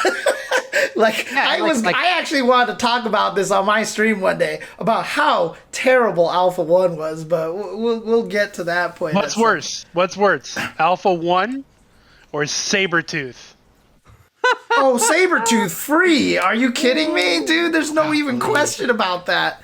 Alpha 1 at least had some fun combos. Sabretooth is just Play some X-Men mindless. versus Street Fighter, James. I promise I won't pick Sabretooth. Yeah, honestly, those games you are all should- wild and crazy, and you just got to be cool with that. And again, there's a lot of fun and strategy in them, but if you're not willing to put up with that stuff, you're not gonna get to it. The thing about it too is that on top of that, I mean, my advice to people trying to pick up these old games really is kind of good luck, because you really do have to have a very different mindset. Modern games are. There are the games out there like an MVC3, like a Dragon Ball, that have a little bit of their, jank stuff out there. But let's say you are a Street Fighter 5 player and you're trying to go to Super Turbo, for example. Street Fighter 5, all the sweeps are unsafe. These moves are, you got to figure out if it's minus or plus or whatever. Like Super Turbo, like most normals are plus on block. Almost everything is safe on block. Like, there's very little that you can actually do, and like sweeps, if I'm Ryu, I'm just gonna cancel my crouching heavy kick into fireball, or if I'm Ken, I'll do light DP, and there's nothing. You'll block my Ken light DP, and you can't even punish it. The mindset of the old games is so different than what a lot of modern games are. Now, a lot of the fundamentals that you learn will be applied, but you have to apply them in different ways. You have to understand the context of the game, and where the mind games aren't going to come from the same places that a lot of modern games have them come from. At the highest level, a lot of the decisions are going to be the same once you know all the situations and everything like that. But getting to that point, you have to have a very different mindset to learn a lot of these older games. Why is waking up and parrying? Like, if you're going to play Third Strike, you're going to wake up and try to parry every single time. Guess parry, which what top players call it. And, they'll advise you don't do that, because at the highest levels, it doesn't work very well. But you're going to try it at low levels and it's not going to work. So, it's just, there's a lot of things to learn about these games, and there is a lot of knowledge. So good luck. David? They're fun. You can play them. Enjoy. All right. Well said. All right. However, one last thing I will state though before we go, there is a wealth of knowledge out there, but most of it is in people. Was wrote by James Chen. Oh yeah, in people. Sorry. Yeah, most of it is in people, and so make sure you find the right people who can give you a lot of good information out there. There are good wikis out there for things like Super Turbo and for Third Strike, but you're going to learn most from the veterans who play the game. So, try to make friends with a lot of these people, try to find the community for your game, and really start getting the advice. Because if you want to jump into Vampire Savior, good luck, dude. Like, that is... Oh boy. I would go with the human resource. Exactly. Also, don't play Q. Don't play Q. Yeah, don't play Q. Don't do it to yourself. And Cammy's the worst character in Super Turbo, so. All right. What was the number 5 was the other one, I believe? Yes, number 5 was the other one. All right. Moving on to the next 5-5 matchup, viewer question. It was number 5. As a repeat, that was, is the FGC echoing the voices of top players too much and asking for features that only apply to the top 1%, like online training mode, instead of focusing on other features that help grow the player base? I'll go first. Absolutely not. Nope. You know why? I can give you several examples. There is one and one only feature that has been proven to sell more fighting games and can complete a player base and make it cohesive and stay around for a long time, and that's rollback netcode. That's the only feature that any fighting game dev has injected into any fighting game in the past 10 years that has been proven to work. I've seen story modes, I've seen arcade modes, I've seen frame data viewers, I've seen tutorials, I've seen anime story modes that you don't even play the game, you just watch it. I've seen lobbies of all sorts. I've seen everything. And the only thing that actually sells games is rollback netcode as a feature. So no, I don't think they're catering to anyone too much or too little. I think they just need to keep giving us good netcode so we can play the damn games. That's it.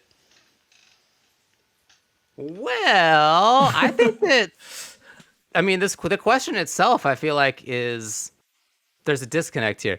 It is the FGC echoing the voices of the top players and asking for features that are only apply to the top 1%. The FGC is the fighting game community, the competitive players. Yeah, Like, we are when you say that 1%. Yeah, exactly right. When you say FGC, you're not talking about everybody who's ever played a fighting game, right? That's, we can call them fighting game players maybe, but like that's when we talk about the fighting game community, we're talking about the competitive players or people who are interested, whether you're the person who's competing or not, right? Maybe you like watching. In any case, it's the competitive side, and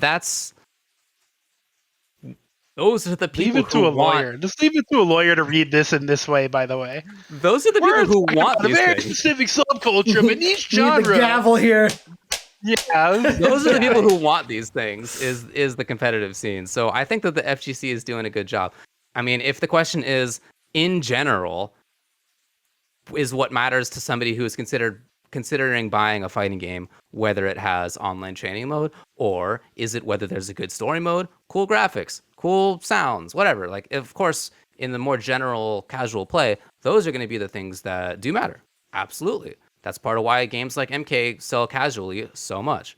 That is, they have all these extra things. But yeah, the FGC itself, I think, is like doing a good job of asking for the things that FGC players, competitive players, tend to care about. Sure. Yeah, I mean, I agree with Tubo that rollback netcode, i.e., playable online, is beneficial for everybody. I don't think that there's a single person like that is for beginners, for casuals, for hardcore, for whatever. That works for everybody.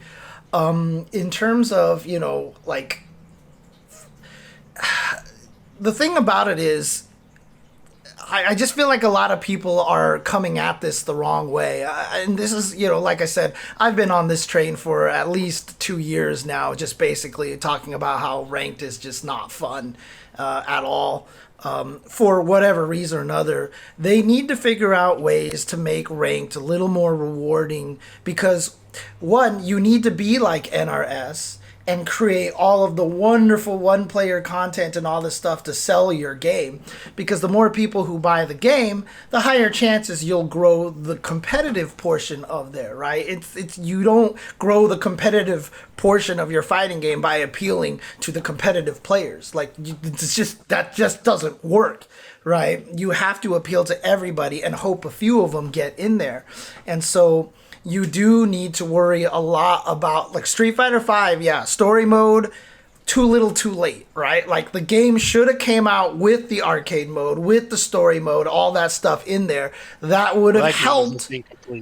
What's that? Like, that game was it was not complete.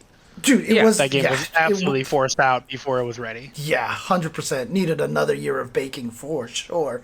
But, by doing that, by creating a game that attracts a lot of people, and then finding a way to make it so that ranked matches is actually a little bit more appealing, that's how you're going to grow the community. And I don't know if that's exactly what the question is asking for. That's kind of where I'm interpreting it to, right? Because growing the player base is kind of where I'm going towards. Growing the player base, yeah, he's right. The question is right. You don't cater to necessarily just the FGC, like David said. That's already the 1% of players out there. And so you have to cater to the casuals, but then at the same time, you have to figure out a way to make it palatable to go from being a casual to a serious competitive player, aka the FGC, whether that's embedding tournament streams in your game so people can view the streams directly you're going from somewhere the else than game. embedding tournament streams. I was just waiting for the... Yeah, anyways, continue on. Yeah, so, introducing people to the tournament scene, making ranked mode more palatable. Yes, I think that trying to do something cute with avatar, pixel avatars is the right thing. No, I don't think it's the right thing to force people to go find their own matches in online. That is a terrible idea. So, there's lots of ways to do this, but we need to be creative about it. And the best way to grow the player base is to appeal to the casuals. So, Yeah, I'm on board. Are you? I'm on board. All right. Woo! Yeah, I mean, a lot of people are talking about Nintendo in the chat right now. They're a perfect example, right? Smash Melee didn't have online, but it was just such a big player base that enough people were able to find out about the competitive side about the game and create something so, a pretty amazing sized community, and it's really just about because the game was so casual friendly and it was just, I mean, everybody played Melee. I can't tell you a single person I did who's too, never of course. played Melee, Yeah. I think Stephanie makes an interesting point in the chat, which is I also think casual is kind of a pointless label. What is casual anyway? Tons of people are super engaged with MK11 but don't care about Evo or top players. Absolutely right. There are so many people who are grinding towers all the time. There are actual like bosses, like raid bosses in MK. So it's you and two other people who like get together and you have to like fight this really, really powerful character with all sorts of like basically cheating stuff that's not in the competitive side of the game. Right. And I've done it, and honestly, it's pretty fun. But there are people who spend a tremendous amount of time doing that. Are those casuals? Probably not the right word. They're not tournament competitive They are players. casual. They're not They're playing. They're hardcore players. Yes, but they're still hardcore casual. Players. They're still casual though. They're Those seem hardcore like players, contradictions. but they're not competitive. We're using casual as a term of someone who doesn't play competitively. Yes, I understand that that's what we're using the word casual to So, mean. I guess we could say non-competitive, but I don't want to spit all those syllables out of my mouth every time. Casual is just easier. Well, it is easier, but I think that it might hide kind of what we maybe should be talking about, or maybe like what we could be talking about, which is that there are people who are hardcore in ways that aren't just the competitive side, the tournament competitive side, and maybe casual is not the right word for it, although it is the word that we've been using forever. So anyway, I mean, we call overlapping wake up in attack frames meaties. It's a bad idea. We have bad terminology all over the place. We do. I mean, it just is what it is. I always think back to one of my best friends who played over 100 hours of Injustice and never played a single match online against another human being. You know? Right. I'm telling you, there are a lot of people like that. Yeah, and like I said, that's important to appeal to, 100%. So that's why Melee had all those little mini games like Break the Targets and Home Run Contest to appeal to those people. Why Street Fighter V needed that stuff at launch. Adding it in later was too little too late, to be honest. So, I mean, when I played WoW and I was grinding that game extremely hard, I wasn't doing the PvP stuff, and I wasn't even like trying to get like world's first in raids or anything like that. But I was still hardcore without being one of the sort of like competitive players in either of the traditionally competitive. So you got to appeal, and I certainly gave them a lot of money when it comes to the subscription. Well, so that's but also in MMOs, you just say I'm a PvP player or I'm a PvE player. They already had that like designation between competitive and not competitive. That's true. Fighting games didn't have that. Casuals. Those are the PvE players. We're saying from now on we're using PvP, PvE, casual PvE, and hardcore competitive PvE. Anyway, it's not competitive PvE. It's hardcore. I mean, I guess it's competitive. I mean, honestly, like that was guilds. Yeah, world's first is the race when a new raid boss comes out. Yeah. It's a good way of describing Street Fighter V's mistake is that it came out with only PvP and didn't have anything else in there. So, except for that really terrible survival mode, which Oh man, that was so fun unlocking colors doing that. I had a great time. So fun. Oh my god. All right, so we can move on to the next topic. Such much topic to talk about here, which is game news. And in game news, Kula Diamond has been announced for King of Fighters 15. Yeah! I mean, that is cool. Yeah, I mean, She looks cool. Get it? It's cool. What? Like she's an ice character or something? She's an ice character. Wow. Yeah, I mean, again, for people who have been kind of, following along, at this point, Kula was probably not a surprise to anybody. In fact, there's Trash can. only one character left to be revealed. Most people have a 99% sure guess who that It's character Chen, is. baby. Chang's coming back. Let's go, Chang. Chang is your Dude, guess? you know who's not even it's in the already game got right leaked. now? Freaking Kim isn't even in the game. This is the first Kim got what he time. deserved. This is the first time Kim has not been in the starting lineup ever. That's because SNK is like, let's get that DLC money, baby. Kim, for your favorite, make it rain. Theoretically, yeah. That makes sense. Oh, That makes man. sense. Okay, well, yeah, there is technically a boss character, but I mean, there is one more last character to be revealed on a team. Most people have a pretty strong guess. Kula looks interesting because she's always been top tier. I don't think she's ever been bottom tier in any of the KOF games she's ever been in, and they've given her Colleen Hale as a meaty, and now she just, and they in the text that they wrote about her, they said they made her ice breath better, which was always it was so plus on hit, the heavy version, that she could get a jump attack off of it in old games, All right. oh boy, yeah, that's all I'm gonna say. What was everybody? I saw a lot of people tweeting about the snowman. What was that about? So she in Maximum Impact apparently, and Olaf didn't even remember this until people pointed out in the chat.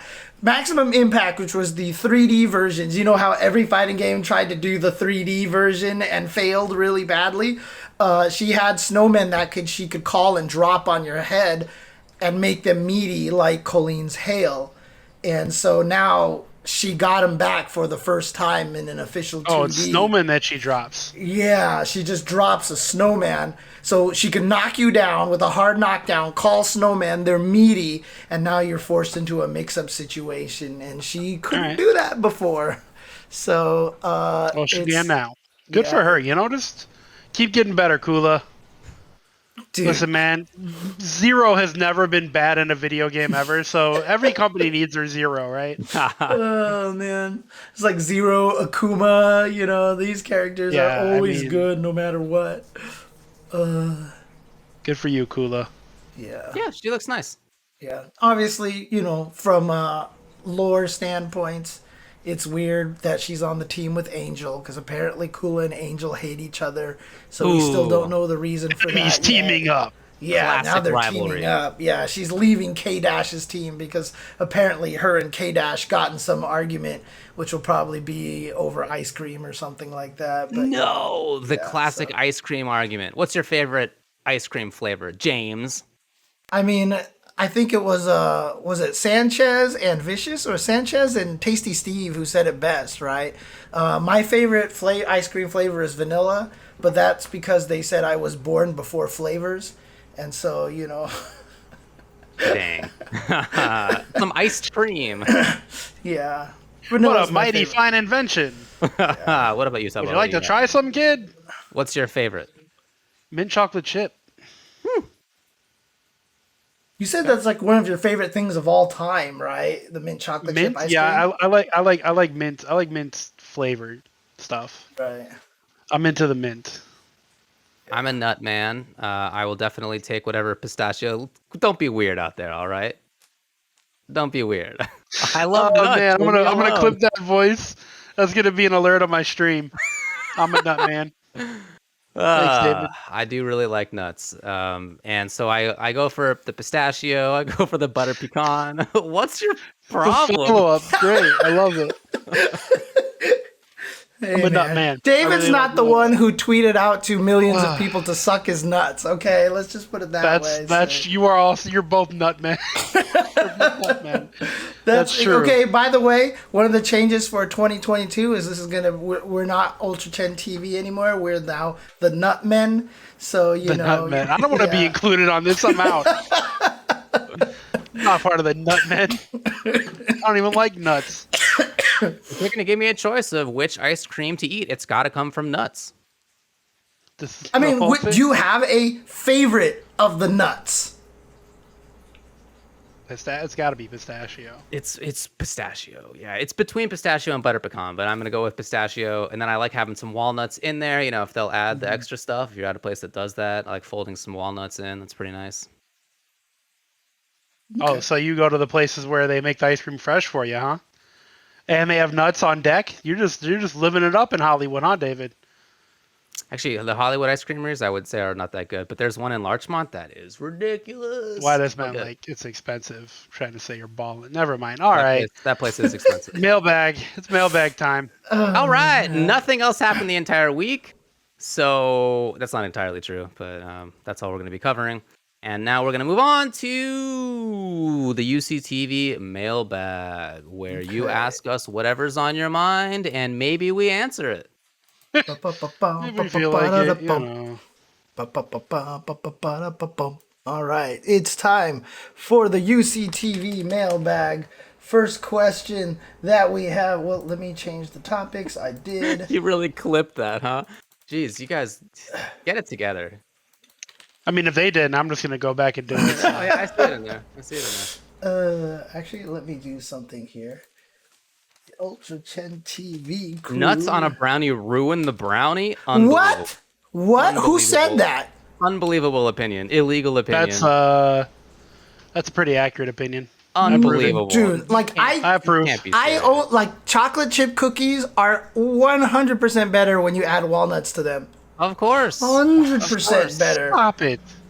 100% better. This is some weird Californian stuff. The Nutman, I'm telling you here. X-Dream via Twitter asks, if there was a season of the show Survivor with an FGC theme, players versus commentators versus content creators, who do you think would make it to the final three and eventually win? As well as how well each of you would do in challenges or social game. Have you guys Alright. ever watched Survivor? I have.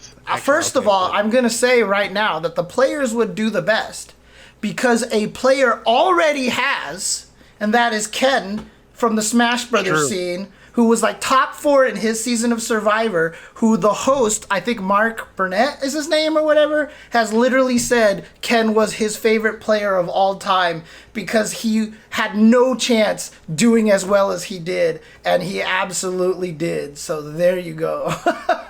That's right. The competitive player actually did that. That's Yep. true. That's true. Mm-hmm. I Well, think, listen. Oh, go ahead, David. No, you can go for it. You. No. I'll say, well, listen. The social aspect, I would kill it. Absolutely, I would smash this shit. I would pit all you bastards against each other. You'd have no idea.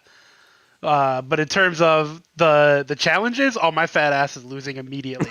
Vote it off. Look, I'm not climbing the net and crawling under the thing and I mean, swimming. you I'm moved gonna make it pretty about well. 30 steps, and that's it. You move pretty well for somebody of your size. I mean, yeah, but that doesn't mean I don't get winded, and I'm a smoker. YOLO 420, blaze it every day. These lungs are not made for running. Let me tell you. Look, I'll say this much. On the social aspect, on the social games of Survivor, I don't know how well I would do because I don't even know what the social I don't know either. I've never watched it. I The don't. social aspect is pitting people against each other, convincing them that you basically have to convince your comrades that you should win. Sometimes there's teams involved, sometimes there isn't, but it's a voting game at the end of the day, and people have to vote you on or off the island. Right. So at the end of the day, that's all that matters, and the social aspect is convincing people that you should not be voted off. I would be incredible at that. It's just the physical challenges would be a challenge. Yeah. I mean, honestly, I don't know anything about the game, but I assume that I'd be the best at it. Yeah, that's about right, David. That's basically how I go into new things. I feel like the players would definitely win because the players are usually the best players in fighting games because they have the best mind games. Honestly, so I think that they would probably have a lot of insight on towards other people. So I think the players would probably do the best versus commentators and content creators. Content creators would be good at talking about why they lost. Commentators would. Reaction to me losing. I didn't. I got voted off on week 7. Yeah, it's, TuboWare is Basically, gotta yeah. go, and Brian F is like, Commentators, that's a tricky one because commentators are pretty analytical and a lot of them used to be very good players. So But a lot of the content creators are currently top players too, it's true. It's true. or top commentators in some cases. Yeah, I mean, this happened with our awards, right? It was so hard to blur between all three roles these days. Thanks to the pandemic, I feel like it's so hard to really nail one or the other, right? Like, what would you even count Brian F as at this point in time? Is he a content creator or is he a player? player holster-tater. Player Right. host-tator. Yeah, good one. Good one. Player hostatator? Okay. Yeah, something like that. He just does it all. Yeah, Justin's The guy actually that been Brian F. on this kind of show. Was the Ultimate That's right, Gamer. He's yeah. been on reality TV. I've never been on reality TV, but I assume I've been I'd on be the reality best at it. TV. You have been, Yeah. and you were the best at it. We'll see. Till this Like happens. I said, I still Never know. tell that story of the most scared I think I've ever been in my life was when Justin brought that standee of himself home from the show, put it in my entryway, and one morning I woke up, walk out my door, and I see Justin in this scared pose like this, standing in my stairwell, and I freaked out, and then I noticed he was flat like a board, and my brain actually went to what happened to Justin? How did he get turned flat? Before my brain was like, that's not Justin. Still probably one of the most What did this terrifying. happen? One of the most How did he get so terrifying. flat? One of the most, dude. I'm serious, dude. Like I came, I was like, oh my god, what happened? Oh wait a second. It's like Still- some Willy Wonka thing. Dude, seriously, dude. Like, my so flat. brain went to so many areas for, like, you can't even imagine how many It was thoughts full of crossed. juice, James. He had to get pressed out. That's how you get all the juice out of it. Dude, you don't even know how many different places my He mind shouldn't went have eaten the gum. The gum wasn't ready for him to to have. explain how he got flattened like that before my brain logically was like, okay, wait. I could have swore I turned the paper press off. Yeah, I I don't know what know. happened. Kick, punch, it's all in the mind. Yeah. Oh, man. Okay, anyways. All right, well, good work. Next question here. Whoops. There we go. ABT via Twitter asks, excluding jelly, what is your favorite food to add to a peanut butter sandwich? What's up, ATP? I hope that you're doing all right out there. What's my favorite food to add to a peanut butter sandwich? Well, Nuts. first of all, Humans. I find that most peanut butter doesn't have enough peanuts in it. So unless it's Laura Scudder's brand peanut butter with the crunchiness in it, I'm not eating it. All right, I'm not a Jif guy. I can't handle that stuff. I need the true nuts. If it does have that in there, then I like adding honey to it. I make a pretty regular snack of peanut butter and honey and apples, and I really like that. It's like a common like dessert or snack for me. So on a piece of bread, I guess I would eat honey. It's pretty common, right? People do Yeah, why not? honey and peanut butter. Yeah. I will say what a lot of people in the chat are saying, bananas. Absolutely. Elvis sandwich, dude. Peanut butter and bananas is delicious. So good. I love that. I could see that. Yeah, no, it is. It's definitely good. That makes sense. Nutella is another thing Okay. Yeah. that All right. always goes good Okay. with. Speaking of nuts, butter. Mr. Nutman. Yes. Nutella. That's Nutella's true. made out of nuts. I got news for you. Peanut butter and Nutella. You're double Listen, nutting I there. don't hate nuts. I just don't love nuts like you do. There's a difference. You're doubling up on nuts right now. You're having Nutella and peanut butter. Yeah, but I'm not doing that right now Well, you could be. Why aren't you doing that right now? You should. because I don't have peanut butter or Nutella. I always have peanut butter in the house. Weird. I don't do that. Peanut one of my butter is things. delicious. I eat peanut I butter don't a lot. have any in the house, but it's delicious. I just don't have enough because I don't go through the jar fast enough as a single What do you mean person. fast? They last for like 8 years. That's like survival food. Peanut do they butter. really shit doesn't last go that bad. long? Oh, yeah. Yeah. They last a Peanut long butter time. lasts forever, dude. All right, I'm buying peanut butter next time. I'm buying some peanut butter next time. I go. Jelly won't last quite as long, but peanut butter will last you like seriously like a year and a half. Like Yeah, I took it after lasts opening a long time. There's a diner near where I live called Cafe 50s. I know I've taken you there before, David. Absolutely. And like one of their best ones out there is the peanut butter cup shake that they make, where they just dump Yeah, real sounds good. peanut butter and chocolate syrup in there. I've had their Elvis shake where they put like graham crackers and like peanut butter and bananas. Oh, dude, peanut butter is just delicious, dude. But of course, I definitely gear more towards the sweet peanut butter, so I'm definitely more of a fan of that. So, I go through probably about 2 cans of peanut butter a month. really, Well done. dang, that is really like worthy of you being in Hey. a member of the Nutmen. I'm a nut man.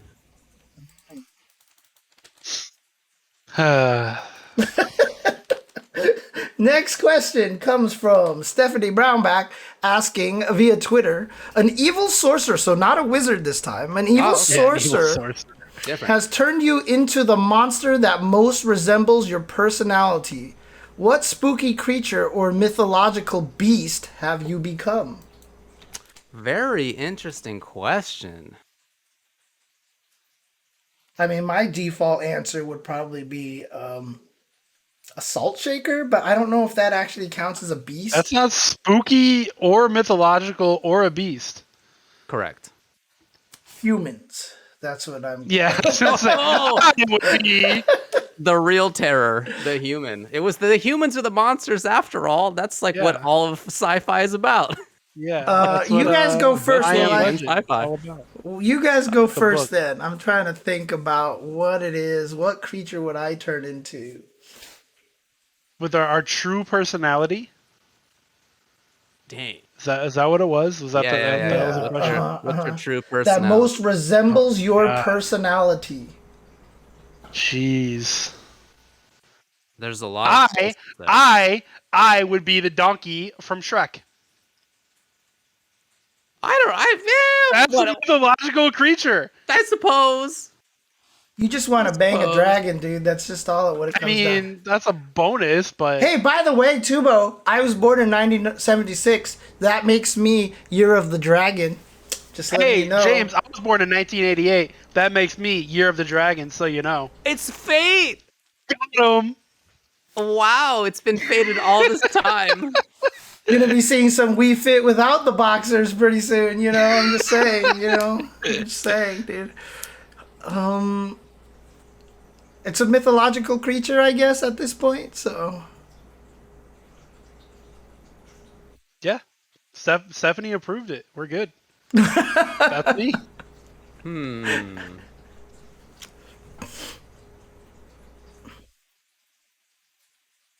Have we not talked about that Arcade yet? Robot. We talked about that on the award show. Yeah, we did a little we- bit. We didn't talk about that more. Oh yeah, I guess we haven't talked about it as a news item, did we? I guess that's true. Yeah. Hey, it's great. Hoping for the best. That's my take on Rick getting the job. Pretty happy for him. Glad he can do something he's passionate about. Man. Animal that most. You guys are absolutely stuck right now. You either don't want to reveal your true personality or you don't know mythological spooky monster creatures. I'm going to go with the first option. You don't want people to know who you truly are, Look, David. I'm just gonna have to There's go too with many the, options is the problem. That's the I'm just issue. gonna have to go David would with be a the troll. I'm gonna have to go with the generic answer, but for a logical reason. So I'll be a cat because I look adorable and I'm cute and I'm kind and I'm nice. And then you pet me in the stomach the wrong way, and I will destroy you with absolute rage. And all I want to do is sleep all day. There you go. I'm a cat. I mean, I can see the troll answer, but I feel like that doesn't. I need to be at least 3 things. I think is my answer. All right, What are you, a Tasty Steve. griffin? What 3 things are those things? No, I'll be a troll. I'll stick with that. I'll be a troll. I'm the world's nicest troll. That's a troll laugh. Yeah, it would be hilarious. Yeah. I'd be like damning people with faint praise constantly. That could be really fun, actually. All right, yeah. I'll be a troll. Yeah. There I am under the bridge, reading Tolstoy. Next to Sorry, Hanzo Ganji. we definitely did not do well answering that question, but That's a hard question, but I do like the troll answer. That probably is right. yeah, troll is the best answer, I think. All right, next question from Nutacon via Twitter. Do you or other streamers ever work explicitly on improving enunciation, diction, etc.? Yeah, for sure. As just Absolutely. I have a heavy lisp that I try to avoid and not, make obvious all the time. how do you go about doing that? Literally thinking about what I'm saying when I say it. If I say it in my brain a little bit before, I tend to lisp a little bit less, which is why when I'm drinking, it just really comes out. The filter's gone, and it causes slurred speech anyways. So yeah, I just really Yes. think about what I'm trying to say. Do you like avoid words that have the letters that you don't want to Yep, say? sure do best I can. Yeah. Especially like things I'm gonna say loudly. If I'm excited about something, I try not to use like the words like stupendous. Like I would never say that on commentary. So What if you were I commentating do. stupendous? Well, I don't play Street Fighter V and I don't commentate it, so I think I'm okay. But if I was, I would just be screwed. I would have to. I mean that type of stuff comes up. For example, PSPness. I can't not lisp when I say that word. That's Like that's hard for anybody to say, honestly. I mean, yeah, for real. But so Okay, well, as a little bit of extra context, because he put this in the Discord, he also says my inspiration for the question: whenever I stream for my friends, I can't help but notice my South Jersey Philly accent is tremendously mumbly or slurred, which is kind of how we talk, and could probably benefit from working on enunciating clearly. So that's a little bit of extra background to this. So I have definitely worked a lot on this. Lisp is not really the thing for me, but when I was younger, I stuttered a lot, and it definitely still happens to me today, but less than it used to. And a big part of like how I've gotten over that is doing the same thing that Brock was just talking about. Everything that I say goes through my brain first, and it's really hard for me to say quite a few letters at the beginning of a sentence, mid-sentence. Usually not that big of a deal, but as far as like starting a new sentence or a new thought, some things can be really tough for me to get out. So I just get around that by not using those words. So I've had to, part of why I feel like I've been effective as a commentator is that I've had to pay attention to how I talk for a long time. It's not like a new idea to me. And I've often had to think about how, like other words I would say, I've often had to think about synonyms and different ways to express the same concept, because some ways of doing it just wouldn't come out, or I would feel like they wouldn't come out anyway. So that's been a big part of it for me, for sure. And then, once you're paying attention to how you're speaking and the words before you actually say them, you can then, be more effective at choosing words, not just because you're bad at saying them physically, but also like words that are more appropriate to whatever the situations are. Anyway, so I think that actually has contributed to me being a pretty good commentator. But I think the other side of this is that what he was talking about was his accent. And I feel bad for people who feel that their accent needs to be changed. Accent is just something that we all have. We all have an accent. I have an accent. Here it is right now. And there are some that are more sort of common or more socially thought better of, maybe. The accent that I happen to speak happens to be the accent of major media in the English language. Like, I just happen to be from here. So many people can understand me in a way that people from other places with other accents might have a tougher time getting through on. How do you feel about like Tasty Steve then? Well, I think because that's Steve's St. Louis accent has, I don't want to say gone away, but it's much more mild than it used to be, and I feel like he worked on that. Like, I don't think that just happened naturally. You're totally right. Yeah, I was gonna move on to that for sure. Steve and I talked about this quite a bit. He felt that he needed to change, and I felt bad for him about that. I didn't say don't do it, because obviously I understand why he wants to make that change, but yeah, I was sad for him that he felt like he needed to do that. So he used to sure. get made fun of a lot for saying things like instead of air. He kind of like Right there. Yeah. yeah. But that's just how, I don't know. Why is that any better or worse than the way that I say air? It's not. It's just that I happen to be from this place where the way that I talk is more commonly heard and accepted. Yeah, and that's not the case for Steve. So he did make those changes, and other people in my family are from places that have quite different accents, and they worked hard to get rid of those accents in favor of the accent that I happen to speak. And I feel bad about that. Like I think that we should all sound the way that we sound. I mean, that is to say, with respect to your accent, there's things that you can work on with enunciating. Mumbling is not the same as an accent. There's some accents that are comparatively mumbly, I suppose, but mumbling is still a different issue. So you can work on it regardless of accent. But the accent itself is, to me, is very interesting and fascinating, and tells a lot about like where you are. There's a lot of history behind it that I'm very interested in, and I wish that it wasn't like that. I wish that people didn't feel that they had to change. Although, again, I understand why people have made that choice. I mean, I got into commentary because I knew that my enunciation was absolutely flawless and perfect anyway. So, I Absolutely. figured I would just fit. No, No issues. Zero issues, boys.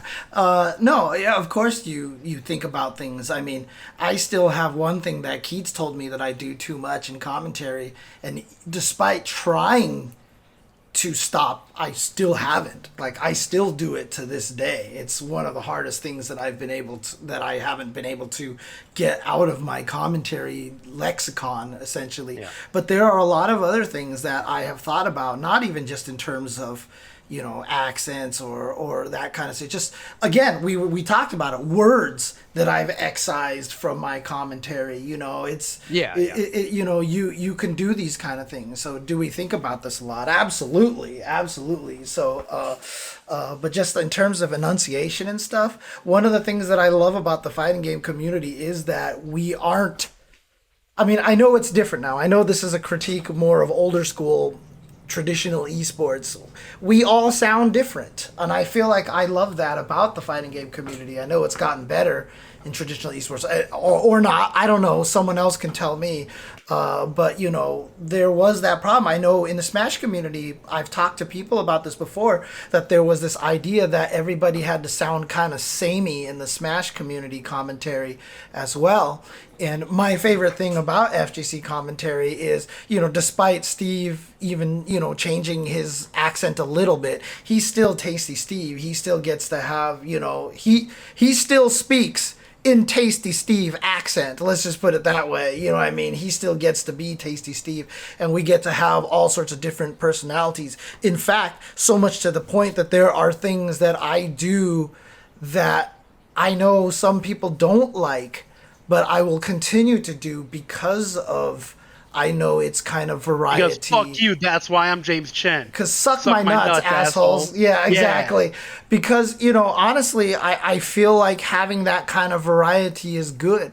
I like that we have Yipes. I like that we have a Chris Matrix. I like that we have, all these different kinds of personalities in the fighting game community. And I'd rather have it that way because I don't want to create this barrier in which we all have to speak the perfect enunciation kind of thing. I want it so that people can speak with whatever accent that they have and feel comfortable and not feel like that they need to get samey in here. So there is kind of a reason why some things I won't fix, because I think it's better to keep the flavor and to not all of a sudden try to, like, I just don't want to speak in esports casting voice. I just don't want to do it. You know what I mean? Stuff like that, because I want to keep it as natural as possible. So, you know what? A Bacon Extra who says, I don't understand how people get used to hearing their own voice. You don't ever get used to it. I'm desensitized to it, my own voice. I still don't like my own voice, but I'm desensitized to it now just because I've heard myself talk so damn much these days. Yeah. Desensitized is a good way to put it. I mean, when people talk about the similarities in hearing me and Sajam or maybe like Jake Ryan nowadays. But the similarities between hearing James and Vicious, the reasons, well, some of the reasons anyway for that are that we have very, very similar accents because we're from, very similar places and times with similar backgrounds. And it just happens to be that we're all SoCal folks. And there's different accents even in this little region, but like that is, it's much less common that you hear people from different regions talked about as being the same on commentary, right? Like that's a big way that you tell the differences between people. So I like it. I wish it was still around. I wish it would stick around more. Yeah, I mean, I don't know. I like it. I think accents are super cool. Yeah, Eris All has right. a different one. Yep, that's true. Yeah, I guess that's it. Anything else we got on the old deck here? Not one more question. One more Oh. question. And that will be We decided not to do this one actually, James. You can take it now. Oh, okay. Yeah, Never we can mind. take that out. I didn't read it. Oh, we'll have Casimir edit that one out. So All right, we did it. I mean, Oh, dude, The Tuesday show. I put it out to a friend one time that because we're California, we say totally and like all the time. Yeah, our diction's is Californian, of course. Of And course. like during the course of that conversation, he let out the most Cali, like totally or something like that, and both of us just died, dude. We just started laughing so mad because SoCal people don't ever say, someone said this, someone said that.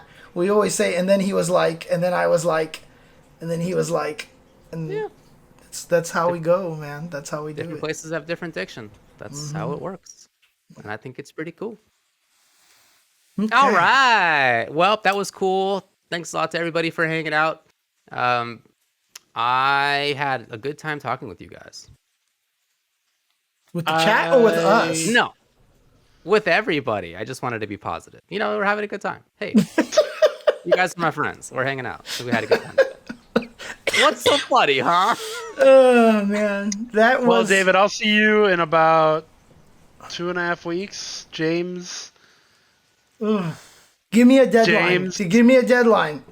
like yesterday, I've had so many commentators drop out that I don't even want to talk about it. Really? Oh, Jesus. Yes, it's bad. It's rough out there. Oof. I'm gonna have to dig real deep on some commentary spots. Okay. I'll put it that way. And now you're trying to guilt me. Anyways, okay. No, dude, if you don't feel safe going, you shouldn't go. Is how I feel. Yeah. I don't Okay. feel safe going, but I'm just gonna do it because I miss everyone, and I'm part of staff. I kind of have to. I'm stuck. I gotta be go. Right, yeah. I gotta That's go, fair. and I miss you, and I would love to see you. But again, man, if you can't do it, you can't do it. Nobody's gonna be mad at you. For sure. All right, then. right.